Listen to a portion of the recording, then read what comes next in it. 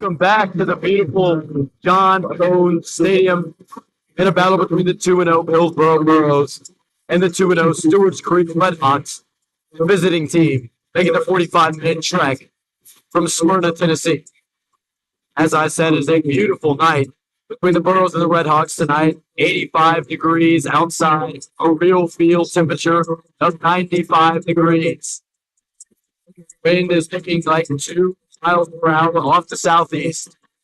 It is a 2-0 battle here in this high school football game. Burros enter 2-0 against 2 big wins, 40-0, 40-7, and 49-7 last week against Overton. Stewarts Creek enters 2-0, a 21-7 win over Tullahoma, and a 28-21 win over Blackman without their head coach. But they enter the game, white jerseys, white pants, black helmets. The Burros wearing their home green jerseys with green pants. And it'll be Stewarts Creek back to return the opening kickoff tonight. Back to return for the Stewarts Creek Redhawks. Number 5, Marcel Gordon, and number 24, Kenneth Jordan. Gordon scored 2 touchdowns last week against the Blackman Blaze. And off the kick for Hillsboro will be the senior, the place kicker, number 80, Drew Thornton. 12-minute quarters here in John Cohen Stadium. As I said, 2-mile-an-hour winds off the southeast. Stewarts Creek has brought themselves a crowd with them. They are on the far sideline. It is a red out for the Stewarts Creek fans, for the Burro fans. The home team tonight, they'll be wearing camo in the student section. It'll be Ben Ruiz, number 43, to kick the ball off for Hillsboro.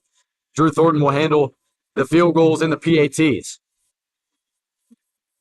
He has yet to miss a PAT. Drew Thornton has. Ben Ruiz, the senior, will take his steps backward. He's a righty, not a lefty. Thornton is indeed a lefty. And Stewarts Creek will be back to return this one. Both teams looking to get the 3-0. And the home team Burros will take themselves the opening kickoff. And this one's booted away. It's going to be a low squib kick down the middle of the field. It's going to be fair caught. And they're not going to give him the fair catch. So it's going to be returned up the middle of the field. This one's going to go. He's off to the races. And oh my goodness, Stewarts Creek has scored the opening kickoff of the game. And it's number 5, the junior, Marcel Gordon, returns it to the house. And a busted coverage on the opening kickoff of the game as the Burros have given up a touchdown. A phenomenal return by the junior Marcel Gordon, and the Stewarts Creek's flag being flown on the opposite sideline of the field. A huge breakdown for the Burros there, and on to kick the extra point for the Redhawks of Stewarts Creek is Ehab Habib, the 5'8", 155 senior, trying to give his team a early 7-0 lead, only 13 seconds into this ballgame. The set is good, and the kick barely gets through the uprights in the left bottom corner. And oh my goodness, an early lead for the Stewarts Creek Redhawks, 7-0 over your Hillsboro Burros. And I will say, Hillsboro, although they did give up an early touchdown here in this game, have started the season off very hot. A week 1 win right here at John Cohen Stadium against the McGavock Raiders by a score of 40-7. And then they took their talents to Nick Kuchar Stadium over the Overton Bobcats last week to knock off the MNPS rival Overton High School by a score of 49-7. So Hillsboro would be looking to win 3 games. They went 3-7 just 2 years ago. So 4 wins on the 2023 season would give Coach Anthony Brown the most wins in a season in his career. They are off to a rough start, though. And as usual, back to return for the Hillsboro Burros, number 6, Giovanni Reams, and the sophomore, number 12, Javarian Bradford. Number 98, Ehab Habib, stays on the field for the white and red to boot this one deep. He's yet to make a field goal this season. They put up 21 points in week 1 and 28 points last week against the Blackman Blaze. So Habib will take this one and boot it deep from their own 40-yard line. It'll fly end over end as the Burros will move left to right on your radio dial. It'll go out of the back of the end zone for a touchback. Your Burros will take the ball at their own 20-yard line. And trotting out onto the field is Mr. Deshaun Trotter. And if you take a look, I'd like to bring to your attention band for the keys to the game, it is Deshaun Trotter's dynamic ability. 7 for 9, 150 yards, 3 touchdowns last week at Overton. Tons of bootleg actions. Coach Brown, very pleased with him when I talked to him this past week. Named at Tennessean.com, Week 2 top performer.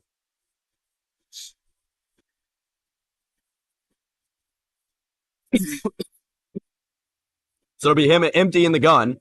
They'll take the snap as they move left to right. He's going to throw this one out wide for Joshua Cartmel. It's going to be sailed over his head on the near sideline. As I said, intended receiver was number 4, Josh Cartmel.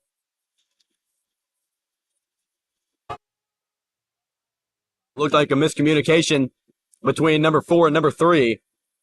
So it'll be second down and 10 yards to go.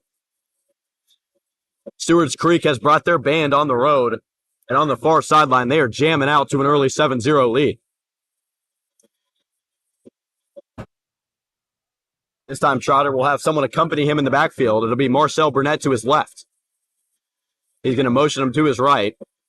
2 men wide on the near sideline to the right of Trotter. He's going to hand this one off to Marcel Burnett. He puts a head down. Good run. And he's taken down after about 3 yards.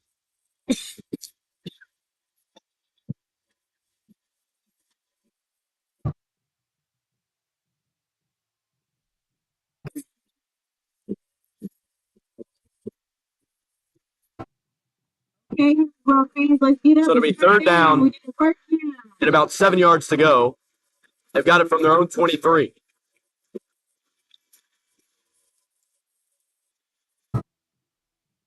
Here's Trotter out of the gun. He's got Marcel Burnett to his right. A 5-man front from Stewarts Creek is going to send Case Freeman in motion. He fakes the handoff. He throws this one behind his receiver, Joshua Cartmel.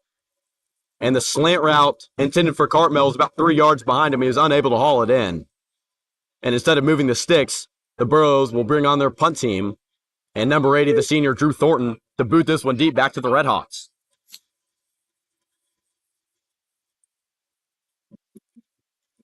So it'll be the dangerous return man, Marcel Gordon, back to return once again for the Redhawks. He stands at his own 40-yard line. Thornton stands back at his own 10, wearing all green and black cleats. The lefty takes the snap. He's going to boot this one away. This is going to be a high spinner that Gordon's not going to touch, and it's going to roll inside the Redhawk 35 and be touched down around the 32 by the senior Kyle Hicks. So a nice kick by Andrew Thornton to pin Stewarts Creek in their own territory. And after this break, we'll see the first of Stewarts Creek's offense. You're listening to the Burro Broadcast Network.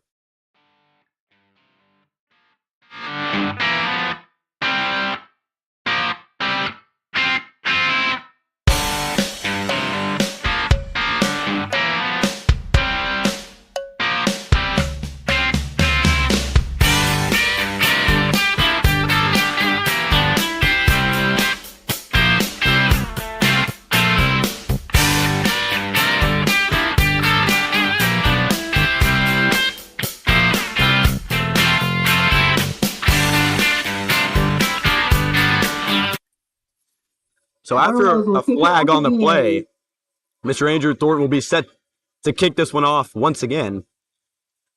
The punt will be moved up 5 yards, and Thornton will go ahead and punt it again. It's going to be fair caught and fumbled. The ball is on the ground and is fumbled by Marcel Gordon.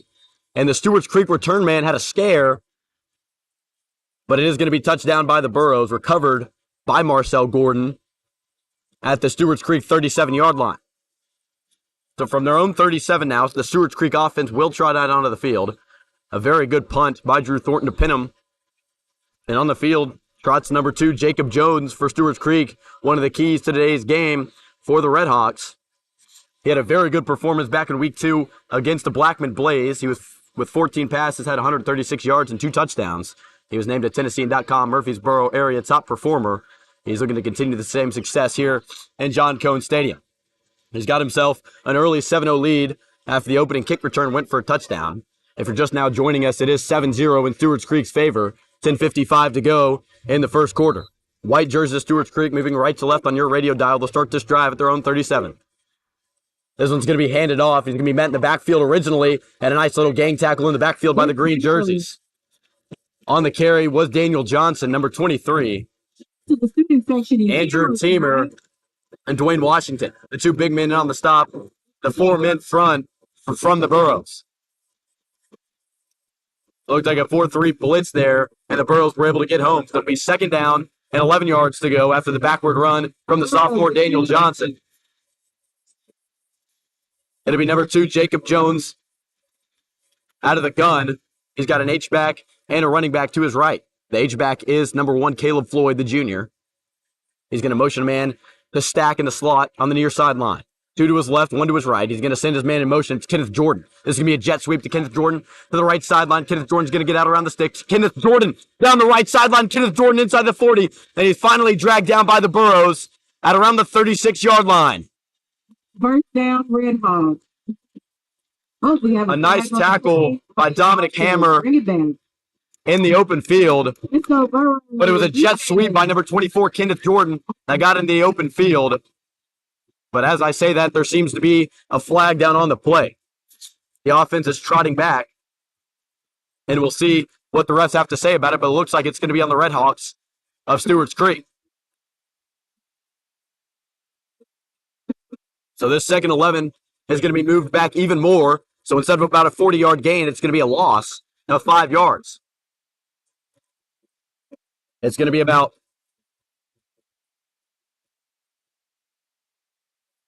second down and 17. The ball spotted at their own 26. They're moved back about 15 yards. So it'll be Jones out of the shotgun. He's got 2 men in the backfield with him, 1 to either side. He's going to motion a man out to the slot. It's going to be Caleb Floyd. Jones gets pressured immediately, but he finds a way to dump it off to Kenneth Jordan. And Jordan gets a big gain. Jordan down the middle of the field. Kenneth Jordan inside the 20, inside the 15, inside the 5. Stewarts Creek finds Patered. And it's number 24, Kenneth Jordan, doing the job for the Redhawks. A screen pass to the far side of the field. Kenneth Jordan cuts it back to the middle. And an easy score for the senior Kenneth Jordan, and an early 2-possession lead for the Redhawks of Stewarts Creek. An excellent block in the open field by multiple Stewarts Creek tight ends, and a great job finding Pater despite the 15-yard penalty that knocked him back a couple more yards. And on to kick the extra point is number 98, Ihab Habib. And the set is good, and the kick is good. So with 9:18 to go in the first quarter, your Burros struggling at home. Stewarts Creek 14, Hillsboro 0. We'll hit a quick break. You're listening to the Burro Broadcast Network.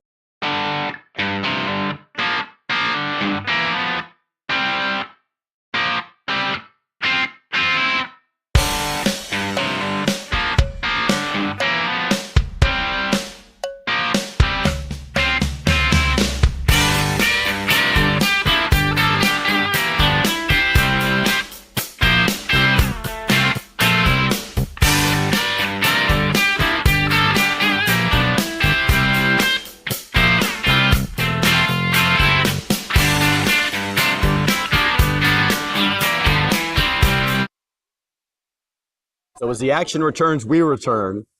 It is Drew Hull with the Burro Broadcast Network bringing you a broadcast of the Burros Week 3 action as they take on the Stewarts Creek Redhawks here in John Cohen Stadium. If you're just joining us, this is an early 2-possession lead for Stewarts Creek as they lead 14-0. 9:18 to go in the first quarter. And on to kick it off is Ihab Habib. He'll kick it deep for Stewarts Creek. He trots up to this one and kicks it. A very good kick. Received by Gio Reams, the senior, at his own goal line. He's going to take it up past the 15, up past the 20, up past the 25, where he's tripped up. He's tripped up by number 17, Jeremy Smith. And on the offense comes, on for Hillsboro. It was an easy 3-and-out for the Stewarts Creek defense last possession. And a little bit of a miscommunication between the quarterback and receivers for Hillsboro. They'll look to try and punch this one in. It's been an early offensive blast of points the past couple of weeks. They'll look to continue that here.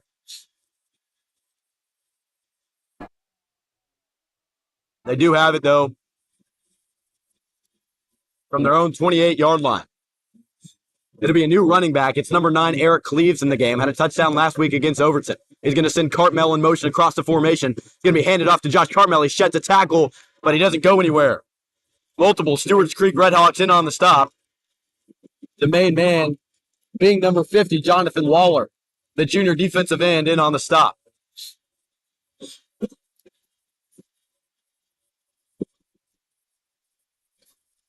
So that play goes backward to Hillsboro's own 25. It'll be second down and 13, maybe 14 yards to go. We've got two men on the near sideline out wide. It's Kike Baker and Josh Cartmel. It's a pistol set for Hillsboro. Cleaves in the backfield with Trotter. And that is a false start. An easy false start call for the referees here tonight. It was a jump up front from Markel Ham. False start by the Burros. And it'll send the Burros back 5 more yards, tacking on to that loss of yardage on the run play. So Markel Ham, a costly penalty, and it'll make this one about 10 yards to get back to the original line of scrimmage. Second down and 20. Freeman in motion. The snap from Trotter. Trotter rolls out right. Trotter's got a man open. It's Kike Baker. Kike Baker gets up past the 40-yard line near the 45. And he's taken down by number 29, Landon Ruxtel. A phenomenal open field tackle by the 5'10 Ruxtel on number 0, Kike Baker. And that will be enough to move the chain. So a 23-yard gain gets the Hillsboro Burros at their own 44-yard line. And they'll take back over as they move left to right on Stewarts Creek, looking to get on the board. They trail by 14 at their place to the 6A Stewarts Creek Redhawks. Both teams 2-0 out of the gun. Trotter, he's going to look right on the screen pass. He's got Josh Cartmel. This time they connect. And he's taken out of bounds right at the 45, maybe the 46-yard line. About no gain on the screen pass out to the junior, Josh Cartmel. The clock will stop. 7:35 to go in the first quarter. Redhawks lead by 2 possessions. And for Stewarts Creek, this would be a huge win before returning home. They have Rockvale, Cane Ridge, and Antioch in the next coming weeks in Smyrna. So they're looking to get this road win to move to 3-0 and improve their chances at punching their ticket to the playoff. As for Hillsboro, they're going to take this one out of the gun. It's going to be a handoff to the right to Eric Cleaves. He's going to find his way up the middle and a phenomenal run inside the 50-yard line. Mark him down at around the 49.5-yard line. And he's taken down by number 50, Jonathan Waller. Waller has his second tackle of the game, and it's going to be third down and a very short 3 yards to go for the green and gold. The first down line to gain is about the 46-yard line. This will be marked at the Stewarts Creek 49. Burros moving left to right. Temperature has dropped about 5 degrees since kickoff. Out of the gun, it's Trotter. A lot of early snap movement from the defense of Stewarts Creek. And there's going to be a flag on the play. It's going to be a false start on the Hillsboro offense. So the Burros were close there, had about a third down and 3, and instead it's going to be a third down and 8. Second false start of the drive, and undisciplined penalties will kill the Burros so far. False start on the Burros. So they're going to mark this one as a third down and 7. It'll be Trotter in the gun. Number 9, Eric Cleaves, his fellow senior, stays with him. 3 wide to his left. That's the far sideline for us here at the Burrow Broadcast Network. It's going to be rolling left. Deshaun Trotter looking for a man downfield. Trotter evading the pressure. He's going to let this one fly down the field. Caught by Josh Cartmel. It's caught by Josh Cartmel inside Stewarts Creek territory. Call it the 11-yard line. And what a play from number 3, Deshaun Trotter. The senior with a man in his face delivers it down the middle of the field. And an electric play from this Burrow offense. Great throw. It's going to be first down and 10 for Hillsboro. And Trotter just had a designed bootleg out to the left. Had 3 Stewarts Creek Redhawks right in his face. And he found number 4, Josh Cartmel, streaking down the middle of the field. He was able to grab it over number 29, Landon Ruxtel. And from the 11-yard line, it's going to be first down and 10 for Hillsboro. Great improv there from the senior QB. And a miscommunication is going to lead to a Hillsboro timeout.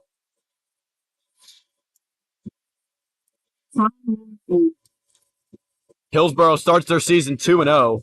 After this week, the Burros are going to go to Cane Ridge to take on the Ravens in Antioch on September 8th before returning home against the Kenwood Golden Knights right here in John Cohen Stadium for what should be a good one as they hopefully try and look to get to 5-0 in week number 5 of the season. But they are trailing 14-0 early in this game with 5:49 to go in the first quarter. The timeout was called by Coach Anthony Brown.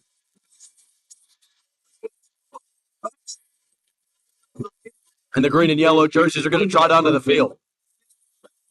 So a huge play for Mr. Deshaun Trotter, who, as I mentioned, was named a Tennessean.com top performer last week, who followed up his buddy Tyke Baker, who was named a top performer in week number 1. So great offensive performances for the Burros. They return to action here from the Stewarts Creek 11, looking to cut this lead to just one possession. Out of the shotgun. He's going to hand this one off to Eric Cleaves, who's going to get stuffed in the backfield. Multiple different Redhawks in on the stop. Leading the way was number 74, B.J. Peter, the big 6'1", 290 defensive tackle. And the senior dragged him down by the back of his jersey. The nose guard with a phenomenal play there for Stewarts Creek. It's going to be marked as no gain, making it 2nd down and 10. And another 4-man front look here from Stewarts Creek. It's going to be 2 wide men to the left, Baker and Cartmel. In the backfield with Trotter is Cleaves. He's to his right, and he's got an H-back and Case Freeman with him.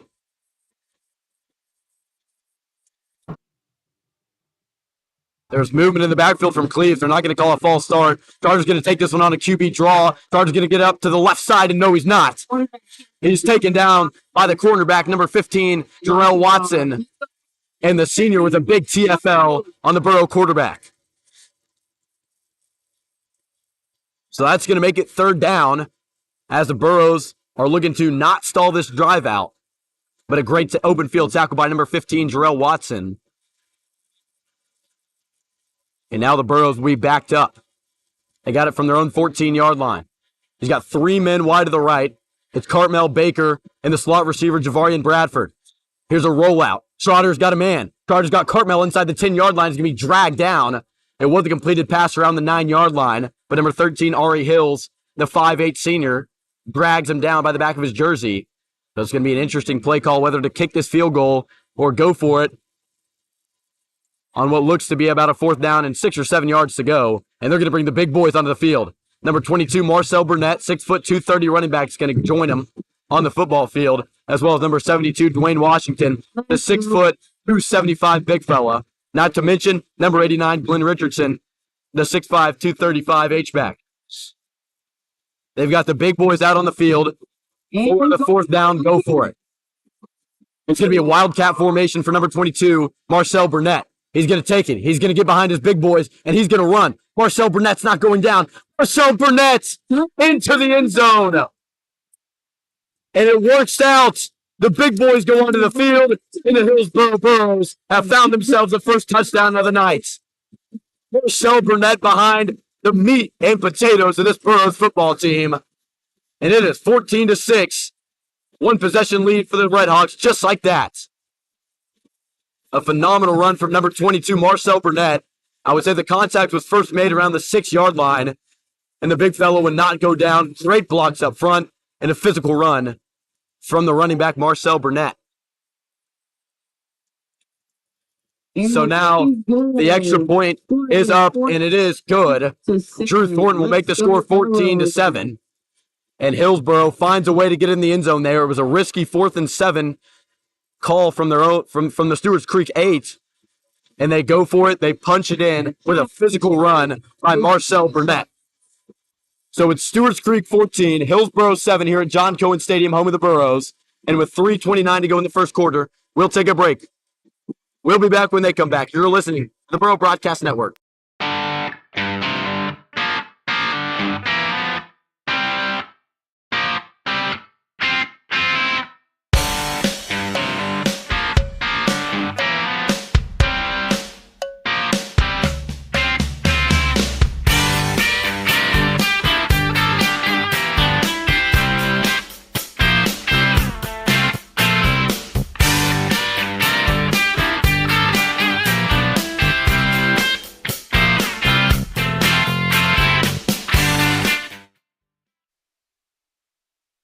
The action returns will return. You're listening to the Burrow Broadcast Network. The Hillsboro Burros coming off a touchdown drive that started around their own 20-yard line.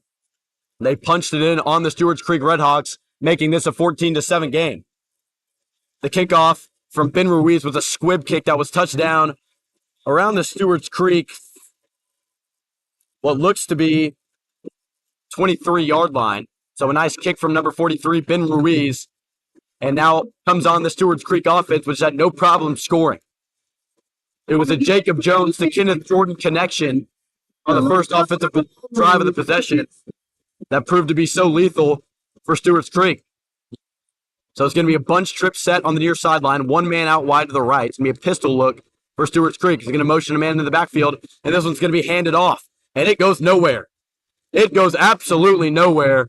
Dom Leonard into Davian Moss in on the stop.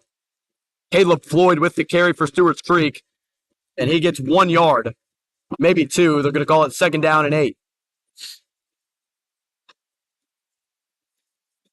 So a nice job of getting something out of nothing for number 1, Caleb Floyd, but the Burros do have a 2nd down and 8 look.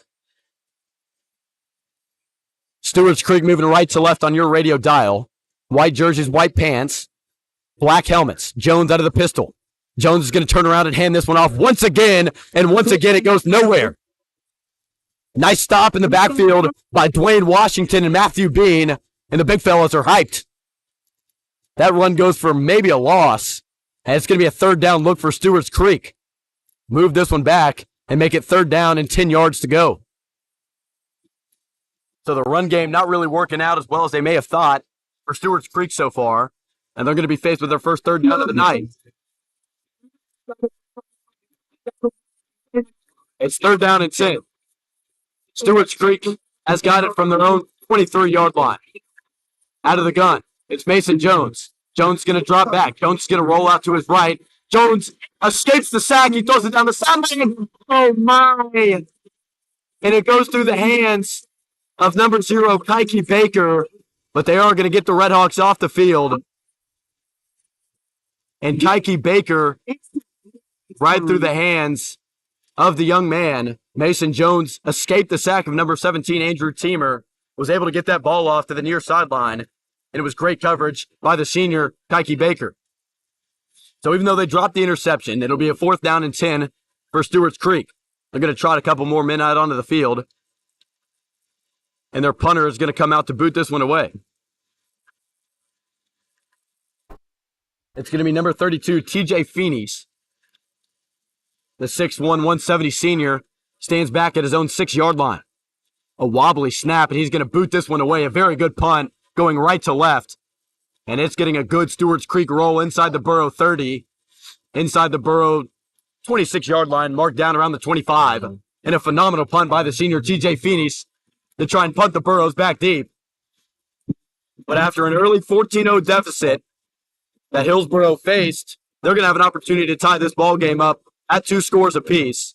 It was an excellent defensive possession last drive from Hillsboro, and offensively they were able to punch it in as well.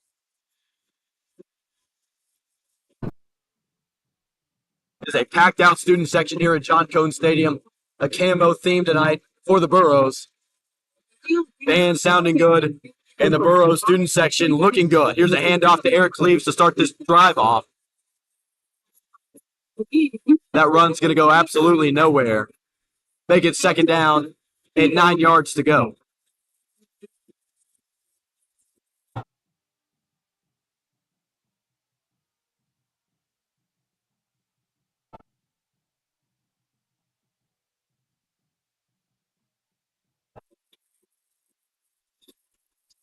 First and 10. Let's go, Burros. So it'll be 2nd down and 8. We're closing in on a minute to go in the first quarter. Your Burros trail by 7. Here's Trotter out of the gun. He's got a man to his right. 2 men wide to the right side of the field. It's going to be another swing pass out to Carmel. He's got a lead blocker up past the 35, up past the 40. And he's going to be shoved out of bounds right at the 40-yard line. Excuse me.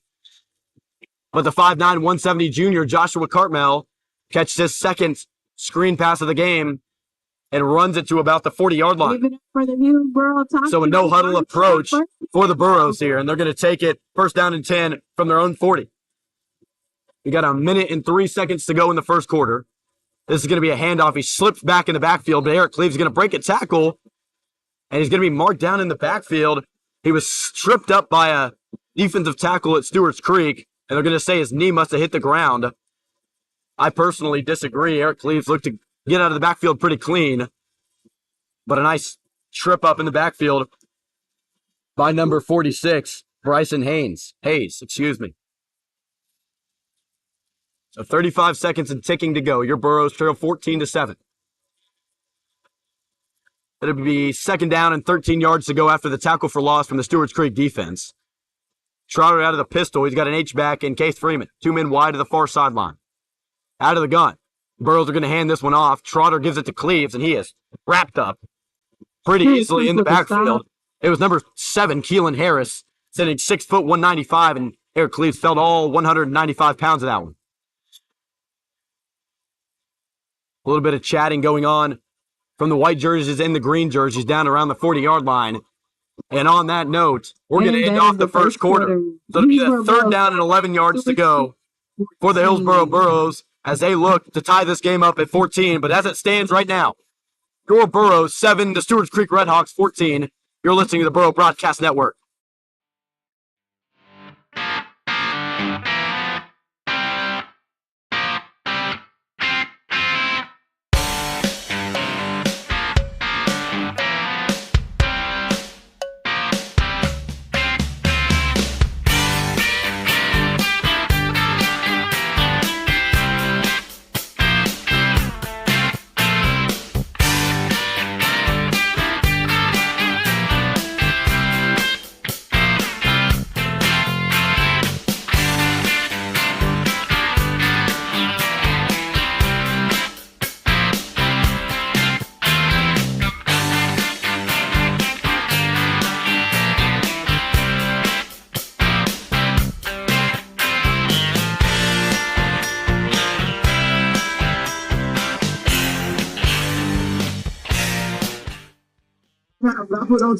So as the action is set to return here at John Cone Stadium, so is the Burro Broadcast Network.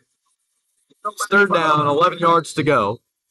Burros are going to switch sides of the field. They now move right to left on your radio dial. Third down, 11. Trotter out of the gun. A quick snap from the Burros. Trotter is going to be trying to evade the pressure. Trotter sacked down. He's taken down at his own 25. And the big number 50, Jonathan Waller, his first sack and third tackle of the game. And the big fella brings down the QB of Hillsboro, bringing on the punter, Andrew Thornton, to try and pin the Redhawks the Redhawks offense back deep in their own territory. But a phenomenal sack by Waller as he broke through that offensive line. It looked like a rocket screen from the Burros offense. They just kind of let the defense come to them and tried to bring a receiver across the middle of the field. And the blocking broke down, and it was number 50, as I said, Jonathan Waller, in on the stop. So big sack and Andrew Thornton on to punt. He's going to kick it back to number 5, Gordon. Gordon's got another big return ahead of him, and this time he's going to be dragged down. A nice tackle from Kike Baker to bring him down at his own 50-yard line. His own 49, you could call it. So Kike Baker comes up big player, big moment. And Stewarts Creek offense is going to start around their own 47-yard line. So an ungenerous spot from the referee crew for the Redhawks on this one. But it is going to be first down and 10. A solid punt from number 80, Andrew Thornton. His second punt of the season. Second punt of this game. More than he's had all season. So it'll be Jacob Jones and the Stewarts Creek offense back out onto the field. They're going back to the formation they love so much. 2 H-backs and a running back to Jones's left. They're going to send Jordan again in motion. It's a jet sweep once again, and no, sir. He's taken down by number 2, Dom Leonard. And the leader of this defense, standing 6'2", 210 pounds, wraps up Kenneth Jordan, the 6', 180 senior. So a nice tackle from Dom Leonard to bring him down for a loss. We need another stop, Burros. And the Burros are trying to get a stop here on the second down and 13 yards to go. Stewarts Creek moving left to right on your radio dial. They've got it at their own 46-yard line. 2 men wide to the right for Jones here on the near sideline. Jones got a man to his left. Out of the gun. Jacob Jones going to look to throw, and he has got a man on the curl route, and he's going to be dragged down. It was number 14, Morgan Vanderbilt, the senior on the curl route reception, and a nice pitch and catch by number 2 and number 14 in white and red. So after that second down, gain of about 9 or 10 yards, Stewarts Creek's going to have it at the Burro 46-yard line, making it third down and about 5 yards to go. The chain set around the 43-yard line of Hillsboro. From the Burro 46-yard line. Here's a handoff. It's going to be number 1, Caleb Floyd. Floyd breaks past the chains, and it's a first down for Stewarts Creek. In on the stop was number 0, Kike Baker, and number 2, Dom Leonard. Two of the defensive leaders for Hillsboro, and they're showing their presence tonight. There's going to be a man getting up slowly in the backfield. Can't quite tell who it is, but he's going to be limping pretty hard on that left leg. It looks like it's going to be number 19, Nadavian Moss. The edge who has proved to be so helpful for this Burros defense is now down. He's laying at the Hillsboro 39-yard line. And it is going to be an injury timeout down on the field. So as Nadavian Moss gets checked out, the Burro Broadcast Network will step away. You're listening to the Burros Redhawks stream here on the Burro Broadcast Network.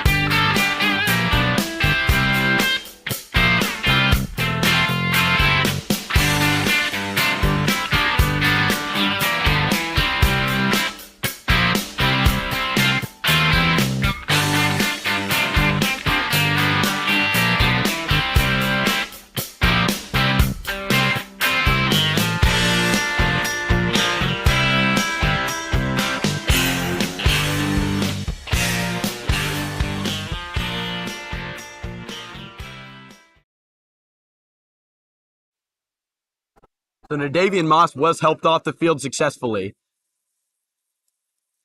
He seems to be trying to stay off that left foot. Could have got caught up in the pile that was happening down on the field. So he's helped off by 2 trainers on the Hillsboro sideline. He's going to be showed over to the table. And we'll try and send you an update as soon as we know. So it'll be first down and 10 for Stewarts Creek as action resumes. They've got it at the Hillsboro 36, maybe 37-yard line. Out of the gun, Jacob Jones. He's got 2 men in the backfield with him. He's going to motion a man out wide of number 14, Morgan Vanderbilt. This is going to be handed off up the middle, and he's going to be dragged down immediately. Stop. Kenneth Jordan was the man on the carry. Matthew Bean made the tackle. Dominique Leonard. And now Matthew Bean seems to be down on the field. So he was on the tackle. He wrapped up number 24, Kenneth Jordan, pretty good.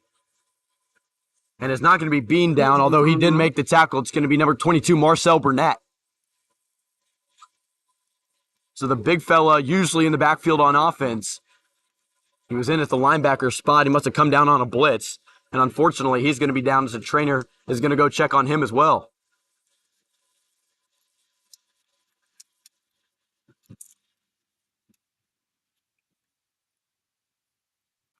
Nadavian Moss trying to walk it off on his own power on the Hillsboro sideline. And now that that's happening, Marcel Burnett, number 22, is going to trot off the field. Could have got the wind knocked out of him. Might have cramped up, but a phenomenal tackle by him and number 55, Matthew Bean. So we got 9:23 to go here in the second quarter. Stewarts Creek 14, Hillsboro 7. That's going to be second down and 9 yards to go. Stewarts Creek got it on the Hillsboro 35. Stewarts Creek, white jerseys, white pants, black helmets. For the Burros, it's an all-green look with green helmets and 3 yellow stripes down the middle. It's a bunch trip set wide to the right. Kenneth Jordan is going to motion into the backfield for Stewarts Creek. This is going to be handed off to Jordan. Jordan's going to try and bust it up the middle, but unfortunately he will not do so. A great tackle by multiple Burros back there. Stop by the Burros. And although he might have got 2 or 3 yards, this is going to bring up a third down for the Stewarts Creek offense. They're going to mark the ball down around the Hillsboro 33. So that'll make it a third down of 6. Let's get a stop, bro. It's going to be a split backfield with 3 men wide, 2 to the right, 1 to the left. Jacob Jones out of the gun, the 6'175" senior. Here's Jones. Jones dropping back to pass, looks across the middle of the field. He's got a man, and he is going to be tackled short of the sticks. He is short. A great tackle in coverage by number 2, Dom Leonard. It was Leonard and Freeman, the linebackers in zone coverage there. But a phenomenal stop and a phenomenal hold by this Burrow defense, bringing up a 4th down and 2, maybe 3 yards. Stewarts Creek's going to keep the offense out on the field. It's going to be 4th down and 3. Trips wide to the left. It's one man wide to the right. He's on his own. It's Morgan Vanderbilt matched up with Brendan Bowie. They tried to draw a man off sides. It's not going to work. Caleb Floyd and Kenneth Jordan now join the junior Jacob Jones in the backfield, and a timeout is going to be called by the head coach, Ben Caudle, and the Stewarts Creek offense. Looks like they may have been trying to draw some players offside on this Hillsboro defense. So when the action comes back, we'll come back. You're listening to the Burrow Broadcast Network. Redhawks still up 7.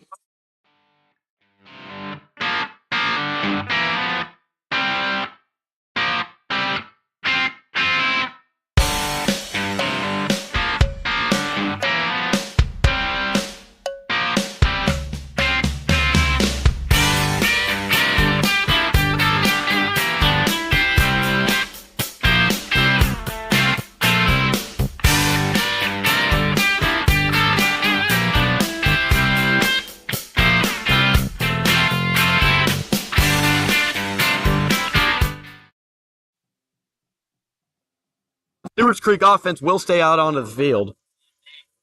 They're bringing in a new quarterback out in the Wildcat formation. They got 2 men in the backfield with him. It's Caleb Floyd and Kenneth Jordan, the 2 running backs for tonight's game on the Stewarts Creek side of things. It's going to be a handoff to Kenneth Jordan. He's going to run it.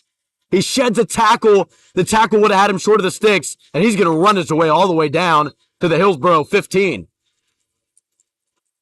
So the senior already has himself a touchdown on the night. And he picks up a huge 4th down and short for the Redhawks there.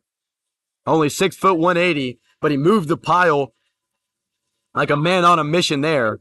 And a phenomenal pickup of the chains for Stewarts Creek in a clutch situation. It'll be 1st down and 10 from the Burrow 15-yard line. Stewarts Creek leads by 7. Out of the gun, it's Jacob Jones. He sends a man in motion.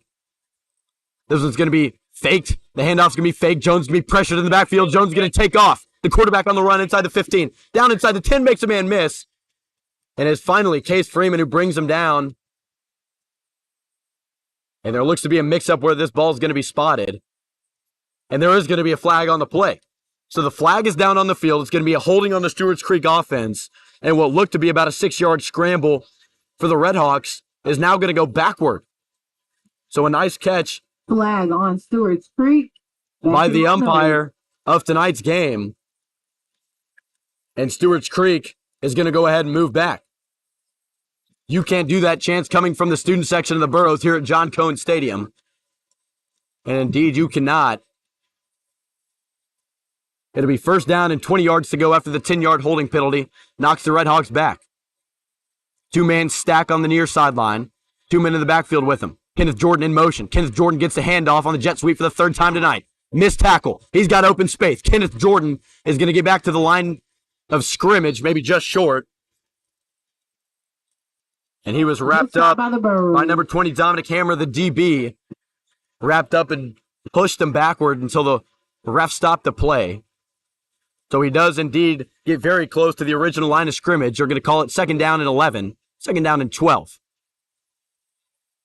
Redhawks lead 14-7. 6:25 to go in the half. As I said, it'll be 2nd down and 12 yards to go. Redhawks moving right to left. They've got it at the Burrow 16. Maybe the 17. Out of the gun, it's Jacob Jones. Same formation as the last play. He's going to motion Morgan Vanderbilt out wide. And the handoff to Kenneth Jordan goes nowhere. Dwayne Washington, number 72, in on the stop. And the All-State wrestler comes up big on the football field. It'll be 3rd down and long. 3rd down and 13 yards to go after the 1-yard TFL from Dwayne Washington. So now the Redhawks seem to be in a tough situation. 3rd down and 13 yards to go. Jacob Jones threw 14 passes last week against Blackman in a 28-21 victory. And this week he's only thrown the ball twice, both for completions. Defense chance from the student section. Out of the gun, it's Jacob Jones. 2-man stack. 2 men in the backfield. Man in motion. It's Caleb Floyd out of the gun. This is going to be swung into the slot. It's going to be complete to Kenneth Jordan. He's going to be wrapped up immediately by Nadavian Moss, who's back out on the field, and there is a flag down. Sitting at the Hillsboro 23-yard line is that yellow flag that I mentioned earlier. Refs are going to talk it over. They continue to talk. It's going to be an illegal shift on the offensive side of the ball. That penalty is obviously declined by Coach Anthony Brown. So that'll make it a tough situation and a tough fourth down situation from the Stewarts Creek offense now. The head coach, Ben Cottle, did not like that call. And I believe they sent two different men in motion. And that illegal shift is going to come up big now for the Stewarts Creek offense. It's going to be fourth down and what seems to be about 14 yards to go from the Hillsboro 20. Confusion on the field from the Burro defense. They're going to pan it out, and the Stewarts Creek offense is going to remain on the field. And a timeout. Just crazy confusion down on the field from the Redhawk offense and the coaching staff. So they're going to call a timeout and try and talk this one over. But as they call a timeout, we have got 4 minutes, 52 seconds left to go in the half. Your Hillsboro Burros trailing in a ball game for the first time this season. It's by a score of 14-7 to the 2-0 Stewarts Creek Redhawks. Stewarts Creek last year, a record of 5-6. They were 2-3 in region play. They took on Coffee County in the 6A state playoffs, where they ended up losing by a score of 28-21. And both teams on the field tonight, whether it's the green jerseys of the Burros or the white jerseys of the Stewarts Creek Redhawks, seem like they could be in the state playoffs later this year. Hillsboro looking to get back to the playoffs for the first time in a couple of years. And Anthony Brown looking for his first playoff berth in his tenure as the head coach of the Burros. So the Stewarts Creek offense returns to the field. He's got an H-back and 2 men wide to the right, 1 man wide to the left. It's the junior Caleb Floyd joining the quarterback Jacob Jones in the backfield. Kenneth Jordan across the formation from right to left. Out of the gun. Jones is going to roll to the left. Jones has got a man. Incomplete. It is incomplete. He caught the ball, and on impact of the ground, he was unable to haul it in.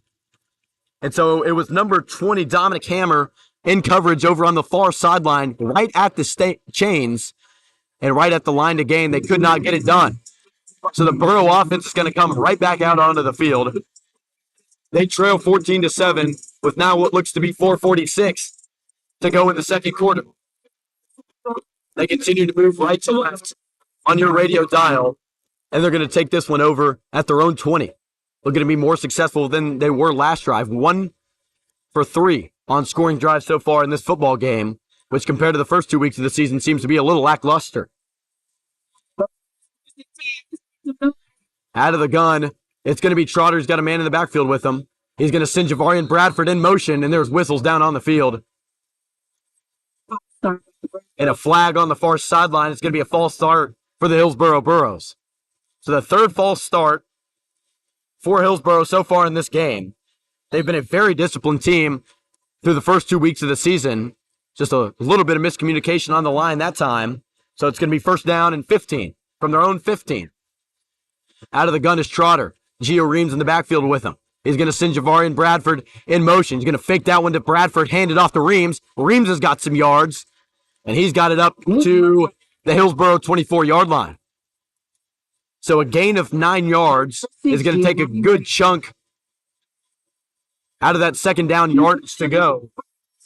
And instead of first and 15, it's going to be second and 6 after that 9-yard run. So 6 yards to go.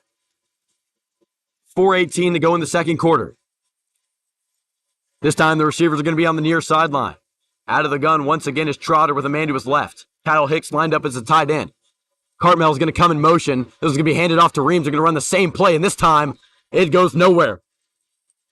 Number 50, Jonathan Waller, and number 74, B.J. Peter, 2 names we've called tonight, were immediately on that stop And there was a fumble down on the field recovered by Hillsboro. The senior's helmet falls off. Number 6, Gio Reams. He's gone for a face mask penalty, but he's going to be escorted off the field. So now it's going to be third down, about 6 yards to go. Call it 7. And now Hillsboro, from their own 23-yard line, is going to be looking for a huge first down. They do not want to be in a situation where they have to stop the Stewarts Creek offense with 3 minutes to go in plus territory. So they're going to throw 3 receivers out to the left of Deshaun Trotter. Trotter's going to line up in the shotgun once again, and a timeout is called by Anthony Brown. He is very unhappy. He's unhappy with the receiving corps, and as they step away, we'll step away. You're listening to the Burrow Broadcast Network. The visiting Stewarts Creek Redhawks up 14-7 here in John Cone State.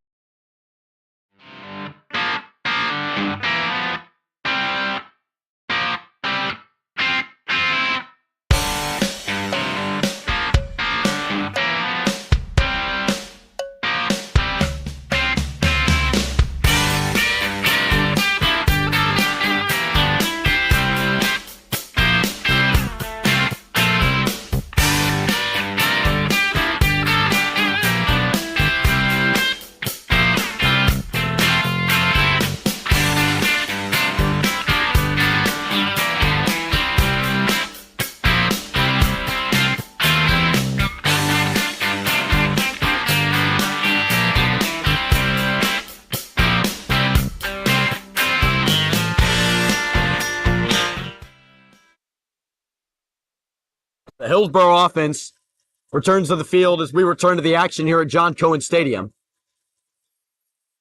There's going to be whistles down on the field immediately. And there's going to be no penalty, but they're just going to have to wait on the referees just a little bit here as the referees don't look to be set. So the ball moves nowhere, just a bit of a mix-up down on the field. So quick stoppage of play. And now the Burros are going to sub in number 9, Eric Cleave, for number 6, Gio Reams. It is still a third down and 7. We got 3:23 to go in the second quarter. Burros trailing by 7. They've got it in their own territory, but they're looking to put the drive together from their own 24. Trotter out of the gun. Man in the backfield to his right. Trotter going to drop back. He's going to look deep. Trotter, that ball looked to be tipped at the line, and it's incomplete. Good attempt by Javarian. It was a wobbly ball, and number 5, Marcel Gordon, was in coverage. Javarian Bradford was the intended receiver, but Trotter was just unable to get a clean throw off with people in his face, and a wobbly ball up the left sideline was incomplete. So now it is 4th and 7. They're going to bring the punt team onto the field. Drew Thornton on for his 3rd punt of the football game, and the Burrow offense looking shaky so far tonight. 1 touchdown and 4 drives now. And as I said, number 80 will punt his 3rd ball away. It is a very good punt, right to left.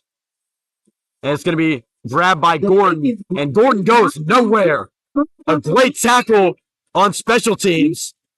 Kyle Hicks, Tyke Baker, and number 2, Dom Leonard. Number 0, number 1, and number 2, all down there on the stop.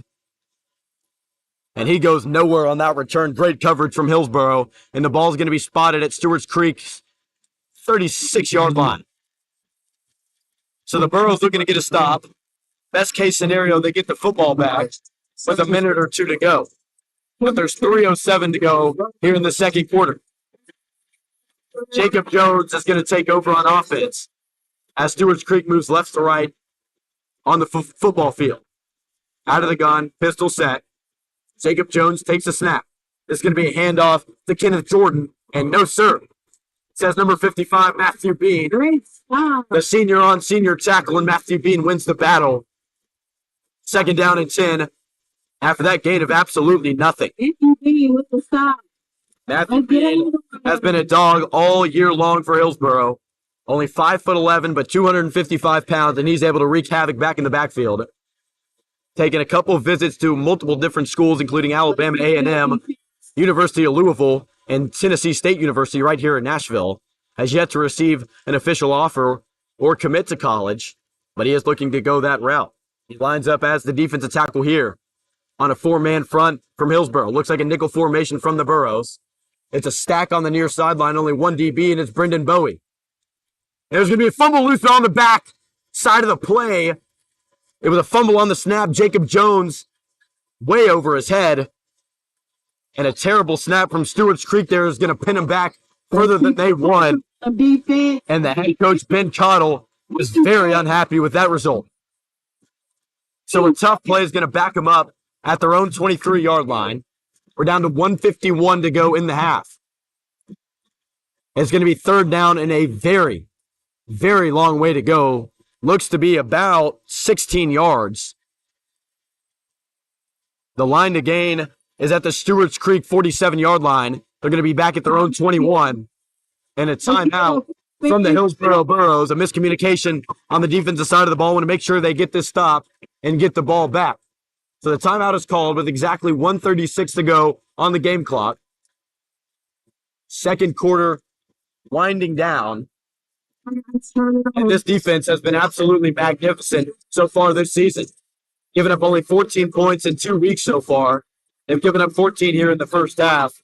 But coming off week 1 against McGavick, Coach Greg Apter was named an assistant coach of the week by TNFCA. And he's trying to get a big stop on the Redhawks offense here on third down and 23 yards to go as it's flashed up on the scoreboard. Burros looking to win the region for the first time since 2018. They did a couple times before that, 2015 and 2014, under historic Metro coach Maurice Fitzgerald. Greg Clayton also won multiple region titles with the Burros early on in the 2010s. Coach Anthony Brown looking to get the first region title for the Burros in the 2020s. They're looking to get the 3-0 first and foremost here at home against Stewarts Creek. So it's Burros 14, it's Redhawks 14, Burros 7, 1:36 to go. Stewarts Creek from their own 25-yard line. They got a long way to go, 23 yards to be exact. There's going to be a handoff, a double reverse in the backfield. It's number 5, Marcel Gordon, and he's going to be wrapped up right at the line of scrimmage. They said no sirree, multiple DBs in on that stop for Hillsboro. And now with 1 minute and 20 seconds to go on the game clock, Stewarts Creek's going to send on their punt team and try and wind down as much clock as possible. 30 seconds to go on the play clock, so they can wind this down somewhere inside the 40-second range. 4th and 23, Stewarts Creek will pick it up. So it'll be number 32, TJ Feeney's, to punt this one away again. A punter and a free safety, something you don't see much, but Stewarts Creek does have him as a punter and a free safety, 6'1", 170. His first punt of the game went pretty well, and they're going to run this one down inside 5 seconds on the play clock. And a timeout called by Stewarts Creek with 43.9 seconds to go in the second quarter. So nicely executed clock management there from Ben Cottle and the Stewarts Creek coaching staff. They have a 14-7 lead that they're trying to hold on to before halftime of this game.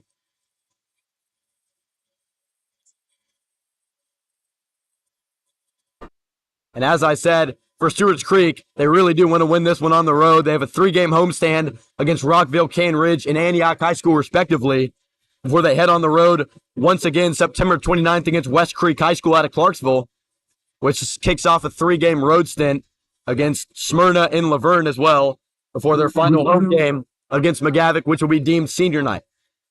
So not an easy schedule from Stewarts Creek. They got a couple tough Metro matchups left on that schedule, including Cane Ridge, Antioch, and McGavick. Javarion Bradford. Cane Ridge is the opponent of Hillsboro next week at Cane Ridge, as I mentioned. They'll try and get to 3-0 before heading on the road to play their third Metro rival of the 2023 season. It'll be TJ Feeney's on to punt it away for Stewarts Creek, almost blocked. And as he kicks this one left to right, it's going to be returned and almost fumbled by Javarion Bradford. A very risky catch by Javarion Bradford. He was taken down immediately by Muhammad Ijulden, the defensive end, in on the stop at the 50-yard line. So the Hillsboro Burros will have 50 yards to go if they want to tie this game up before the half. They got 35 seconds to do so, and they're lucky to hold on to that football after Javarion Bradford almost fumbled it back to the white jerseys. The student section certainly believes that this Hillsboro team can score. I believe we can score chance coming down from the bottom right here from the press box. And there's a confusion down on the field. They're going to go ahead and start play. First down and 10, 50-yard line exactly. Trotter out of the gun. He's taking the snap, dropping back. Trotter a dart near the left sideline, and it's picked off. It's picked off by the Stewarts Creek Redhawks inside the 30 where he's shoved out of bounds. A big shove by number 0, Kike Baker. And Veger Jean-Jamo engaging in some talk on the right sideline after a big hit out of bounds by Kike Baker. But it was number 13, Ari Hills, with the interception, tipped off the hands of the senior Kike Baker, which he had to jump for anyways. It was a bit of an overthrow by number 3, Deshaun Trotter, and they give the ball back to the Stewarts Creek Redhawks in a very inopportune time. Kike Baker was able to track him down with his speed. The ball's going to be marked at the Hillsboro 32, and a costly interception from Hillsboro. So the Red Hawk offense will return to the field. 4-man front from Hillsboro. Out of the gun is Jacob Jones. Going to roll out to his left. Jacob Jones is going to be... Wow. The pass was incomplete, and a flag flew in from the backside of the play, and it's going to be pass interference on the defense. A very tough call from the back judge. Dominic Hammer is going to be flagged, and that is going to be a costly penalty from the Greg Abner-led Hillsboro defense. A questionable call. I know the players on the field certainly didn't like it, and maybe a slight push in the back is what caused the penalty to fly in from the backside of the play. The student section unhappy with the play call from the umps. Let's go defense. The back judge and the umpire down on the field. And I know number 20, Dominic Hammer, as well as number 19, Davian Moss, were outspoken about their disagreements with the play. But all of that is for nothing. Stewarts Creek's going to take over from the Hillsboro 15. Out of the gun, it's going to be Jacob Jones. Jones is going to be dropped to pass. He's going to throw it across the middle, picked off. An interception from Hillsboro. The ball's going to be picked off. He's chugging his way past the 20-yard line. And an interception right back.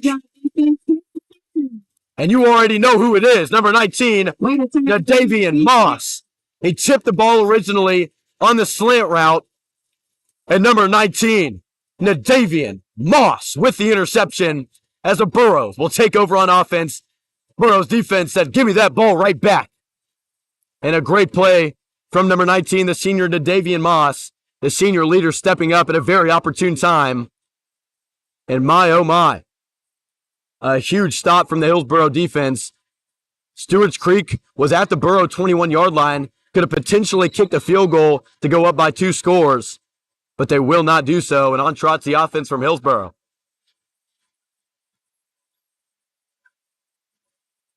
So with 11 seconds left, they're going to line up in the victory formation. They're down by 7 points, And that is the end. and they're going to take a knee and end this first half off.